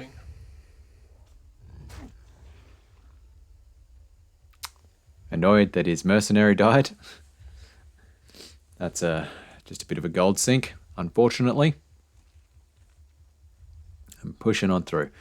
So, yep, okay, it's straight on through the Frigid Highlands, and that's probably the only mapped optimization to talk to out here in these open plains, because you can see the direction of the stairs, and that tells you whether to keep running on straight or bank up. So, continuing on. It's just the downhill run on this right now. And look at that time down there. Look at that time save that he got right down there. He went from 5 minutes behind at Mephisto, 7 minutes behind at Duriel, to only 43 seconds behind the world record by getting that mole strategy with the swap cast working. Diablo are pretty big. I guess he got his faster run walk boots in there and stuff too. 30 cold rest means you can do ball fight with 80 cold rest, which reduces already the freeze duration to 1 second, and the half freeze duration of the gloves makes half a second out of it. Wow. Bender is the master of Diablo 2. Like, I did not know that about freeze duration. Can't be frozen. So, by having that 80 freeze, like cold resistance, by having both the Rathas and the plus 50 cold res from the thawing potions, is down to only 1 second of freeze duration. And with the Rathas as well, that had half freeze duration, so he will be barely stuck at Bale whatsoever, not having to have a whole bunch of thawing potions waste space in his inventory and that kind of thing. He'll still need thawing potions for the cold res boost. Wrong direction. Yes, here it is. Okay, here we go. We can talk maps again. Thank God, because that's the one thing that I'm okay Not that happy about the weapon, but So that was forcing him to run this way, and it is a left turn map once again here in the Crystalline Passage.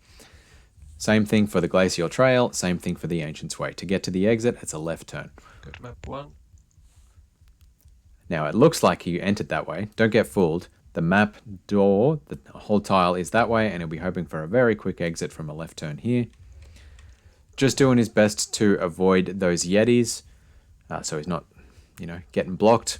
He's got the leap attack, so he can get around them, but because they have a knockback attack, they can stun you and just leave you being quite, can be surprisingly dangerous. Bit of a long glacial trail. Just dragging on a bit in this. And pushing on through to the frozen tundra. He won't be doing Anya because this is just a normal run. He doesn't need that boost to his resistances whatsoever.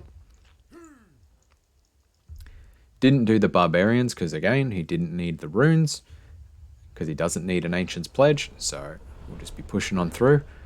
He's got his two-hander maul, and that's all he needs.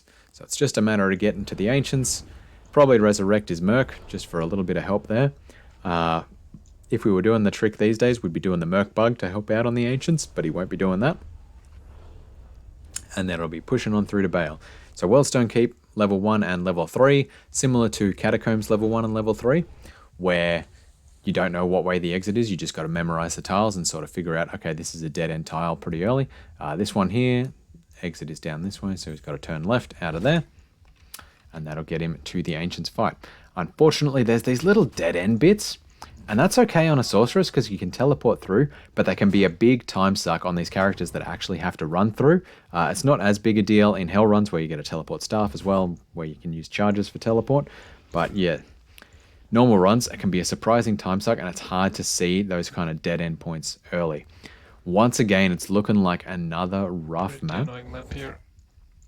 where he's had to run and do a big loop-de-loop all the way around to get to the left turn. So he had to turn right first. There you go, he's finally got to the exit. So is he going to pick up his Merc or not?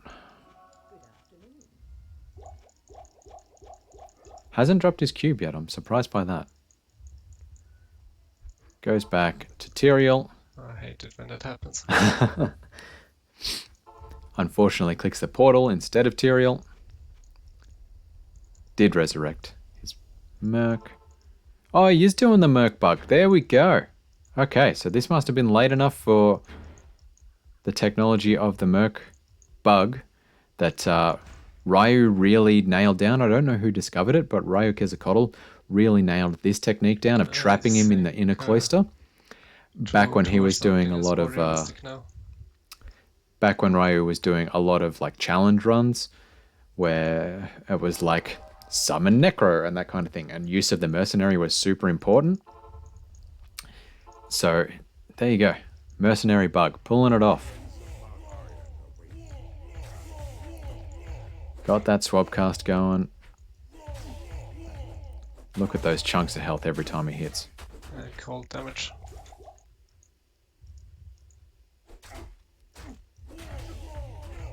Yeah, it's just focusing on Maddock for the minute because he's got that cold damage. He doesn't want to get caught. He just wants that to go away as fast as possible, basically. Nice use of the Rejuve potions. He's getting pretty wrecked here, and that's rough. With the whirlwinds going off, he kind of wants to get to a corner because he can't get whirlwinded if he is in a corner. So we'll just focus on whittling that down. His mercenary's helping out quite a bit here. Got the battle cry off to weaken their defenses, and this is just going to be, look at that blood damage. So you can see all the blood on the ground. One, that's a little bit from his attacks, but mostly it's the open wounds damage coming from the malice on his mercenary, which means that the Ancients won't be able to heal for one, and for two, they'll just have that damage over time whittling away at them, so that helps a lot. Chunk, chunk, chunk, chunk, chunk.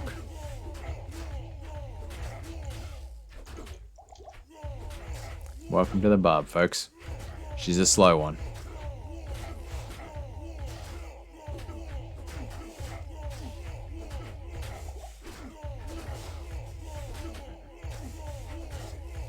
The other reason that he would have gotten rid of Maddock early is because so he could go into this corner and not be getting stun locked while he's having things, while he's having axes thrown at him, basically.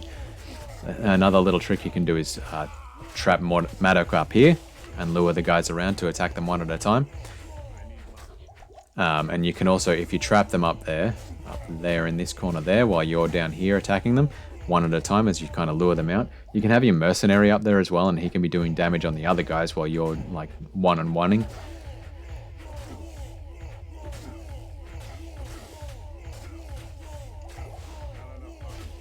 Not enough mana. Pretty bad fight.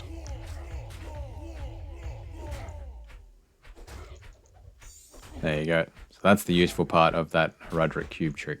I'm surprised he even bothered to pick it back up off the ground though. And he's lost his swap cast in doing all that. Oh, he's got it back up and running again now. Having to dip into his rejuves to get the mana up. That is pretty rare on the Barb.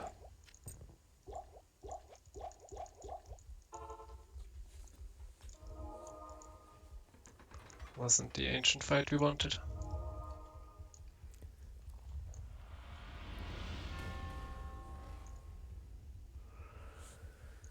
So we're on the home stretch here, folks.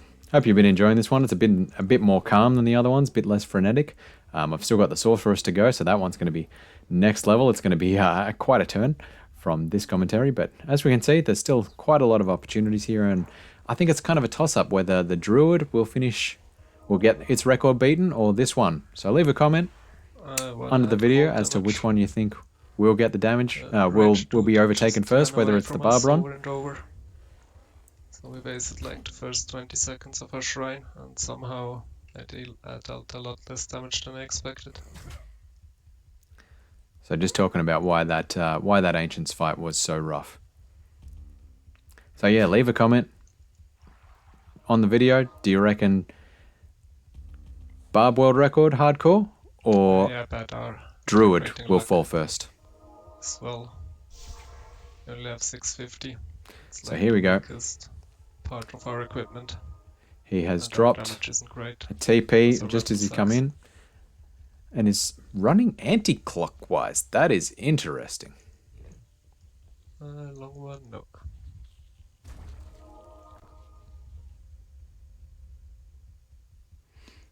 Interesting move from Bender here on Wellstone Keep 2, because yeah, it's a right turn from the waypoint, but he seems to be running it anti-clockwise or in random directions. So that's yeah, that's a different one to me. But he finds the exit first anyway, so pays off. Dead end one there. You can see the double crucifix as soon as you see that second crucifix corner up in there. Where am I? Up there. Officially dead now. You just turn back. Yeah, this was back during the sub 2 push. He does get it on the softcore, but not on hardcore. I think that's probably where we're pushing to. Someone's just got to get back in the groove of doing the normal Barbarian runs on Players 1. Everyone's pushing Players X these days just because Barb is such a pain to level up, as we saw with that massive time investment on Beetle Burst earlier. Just using the Warcry animation because it's faster than swinging the hammer. So that's the other thing to note here. Some horrible maps there. Not like in the Amazon run, where you swap cast to get around the freeze effect animation. He's really swap casting just because the maul does such enormous damage, but its actual regular attack speed is quite slow. So by switching to, using the battle cry or war cry animation, it's just a lot faster that way naturally. Like the 11 frames or whatever to do that cast is much faster than the 17, 18 frames, I'm guessing, for a proper slow maul swing. Oh, that hurt with the dick wrap. So yeah, with wave skips here, you can see this is quite an old run, no wave skips. Huge gains to be made. So he's just luring out these Devilkin guys, the warped ones or whatever they are. Luring them away from Colenso so he won't resurrect them. And so he can just kill them super fast. But it's quite a time investment compared to the, 15 seconds per wave skip? If that. Maybe 10 seconds per wave if you skip them. Like this is running almost a minute just in one of the easiest waves. And like getting decrepified and everything like that makes it extra painful.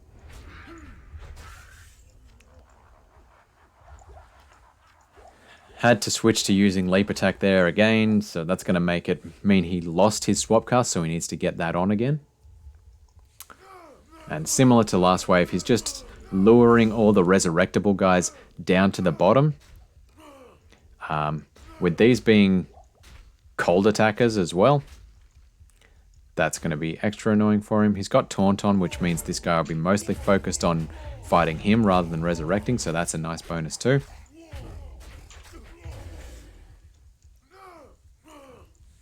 One second as we get through that.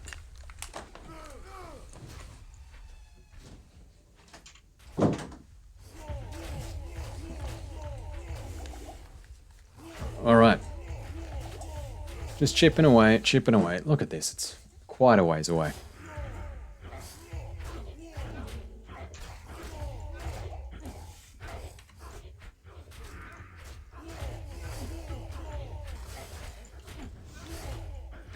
And over at Arkmel, the Cursed conveniently has the poison healing antidote potion to help his Merc out.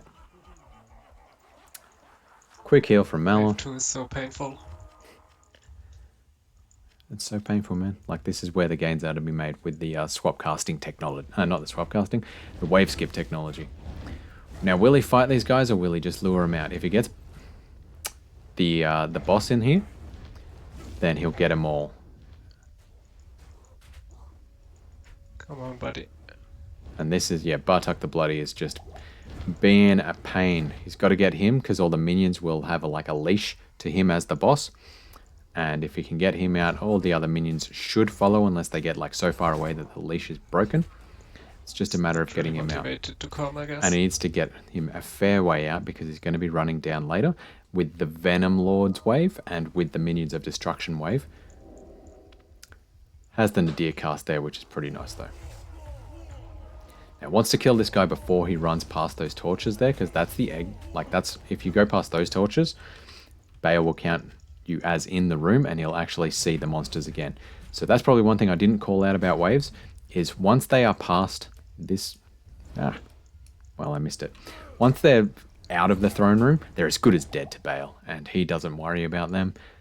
So he'll spawn the next wave. If he sees one of them run into the room, he will spawn the next wave of... He won't spawn the next wave of monsters, so you really got to make sure that you keep them behind this line here.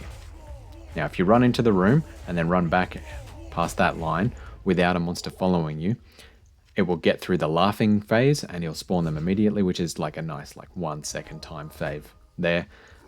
Most of the time these days, those speedrunners are trying to get the full wave skip going, so he doesn't actually spawn them whatsoever. Danger zone, he'll leap out of here, get the Cloak of Shadows off, very nice, and then run back into the throne room. Oh, come on. Oof, that hurts. So had the leash broken. Oh, and Lister's there now as well. Can he keep them behind the line?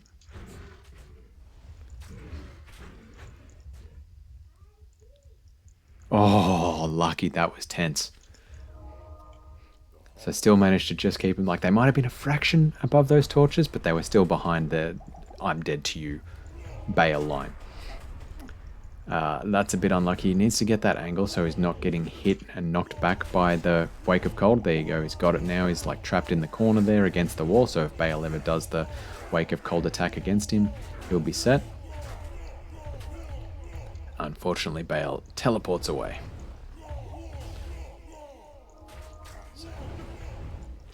Needs to get a little bit closer to get those concentrate hits off, and that's the difficulty with swap casting, is because he's using the Warcry animation. You really got to be able to judge if you are within weapons reach of the enemy you're trying to attack while you're doing it, because you're kind of holding shift and right click to get the attack off. Because otherwise, if you just do it and you are in Warcry range, you'll start Warcrying, but you'll be out of weapon swing range, and your concentrate hits won't actually be coming through. There you go. You could hear him get the swap cast key click going there. And this is where it hurts, right? You can see he hasn't gone the combat shrine route because getting cursed by Bale is really common. You can actually see the little things above his head. That's the blood mana curse. And that would take away any combat shrine. So this is why, compare this, the times that he's actually hitting Bale here, to when he was hitting Diablo, or when he was hitting Mephisto. Yeah, sure, Bale's 10 levels higher than Diablo, and that is a huge part of why he's missing so often. But at the same time, he also doesn't have that attack rating boost from the combat shrine, right? So this is why the Bale fight is taking so long. He came in here at 156 something, and it's going to take him, jeez, what's that, 7 minutes just to kill Bale. Compare that to the Diablo fight, right? It's, yeah, huge time sink there. And with Bale teleporting around this often, that is making it extra difficult as well. I had to leap. Stack some cold dress. So he lost his swapcast again by having to leap and get around things. That's extra challenging as well. Grabs a few extra thawing potions there just because this fight is going to take a very long time. He needs them to get that freeze duration down and get that cold res up, so on and so forth. You can see exactly what I was talking about there by having Iratha's. That blue chill effect on him is lasting such a short time. Oh, this is what you want to see. So he's in the corner now. He's not getting knocked back. Bale seems to be pretty comfortable, not teleporting. Let's see how long this lasts. We've still got 3 minutes to go, folks. But you can see when you get Bale in a comfortable position, you can just be chunking away at him really fast. Now, luckily, he hasn't spawned too many clones yet, and I'm probably going to jinx it at this point. That can be another huge time suck on the Barbarian, is if Bale is spawning clones all the time, and you have to run away and teleport to town to despawn the clone, that can really hurt your Bale fight time. Luckily, his mercenary is still alive and well and going. He's got that open wounds damage on Bale, as you can see by the blood clots that are sitting around here and here and here and here. So that damage over time will still continue applying right now. So that's very nice. There you go. I did jinx it. There's the Bale clone. Ouch. And has to run away. Get at least a screen and a half away, I think. Maybe just a screen away from Bale. Otherwise, the clone won't despawn. And he's run out of gold. So this is where picking up all those armors and those items that could have staff mods, that kind of thing, really came in handy earlier. So he's probably going to have to sell his Nadir, I'm going to guess, as well. He's going to sell everything that he can that allows him to continue using his gear. So I think he has to keep that plus to strength amulet. To ball fight. He'll probably sell his stealth. Like you're almost done, and then you don't get progress for like 2 minutes. Yep.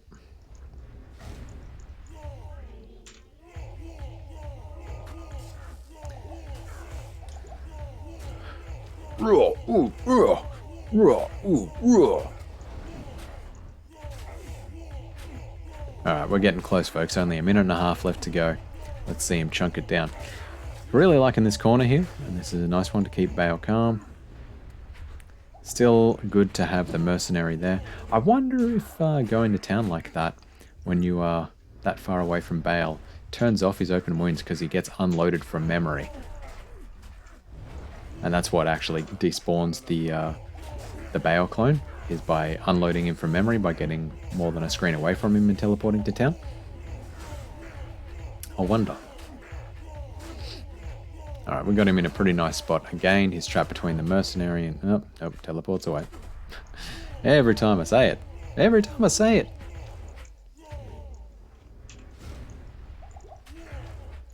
Here we go. So he's not going to get knocked back because he's got that little torch next to him if he does the Wake of Cold.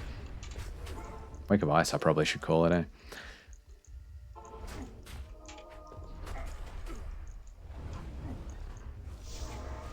Okay, I'm not gonna die here. Sells. Is he going to sell? He'll have to sell the stealth, surely.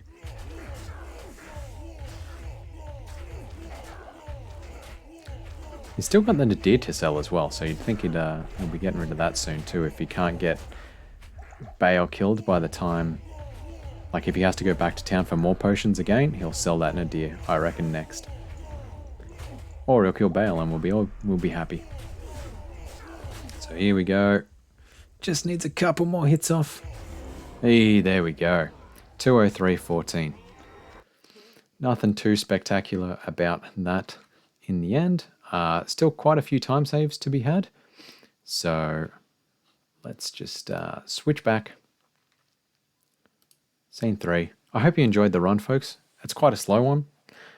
The barb run, you just got to get in the mood for it. You got to get chill, get that lo-fi hip-hop beats going, and be pushing on ahead. So that's only only got the Sorceress run left to commentate for hardcore, so let's push on to that. Looking forward to seeing you next time.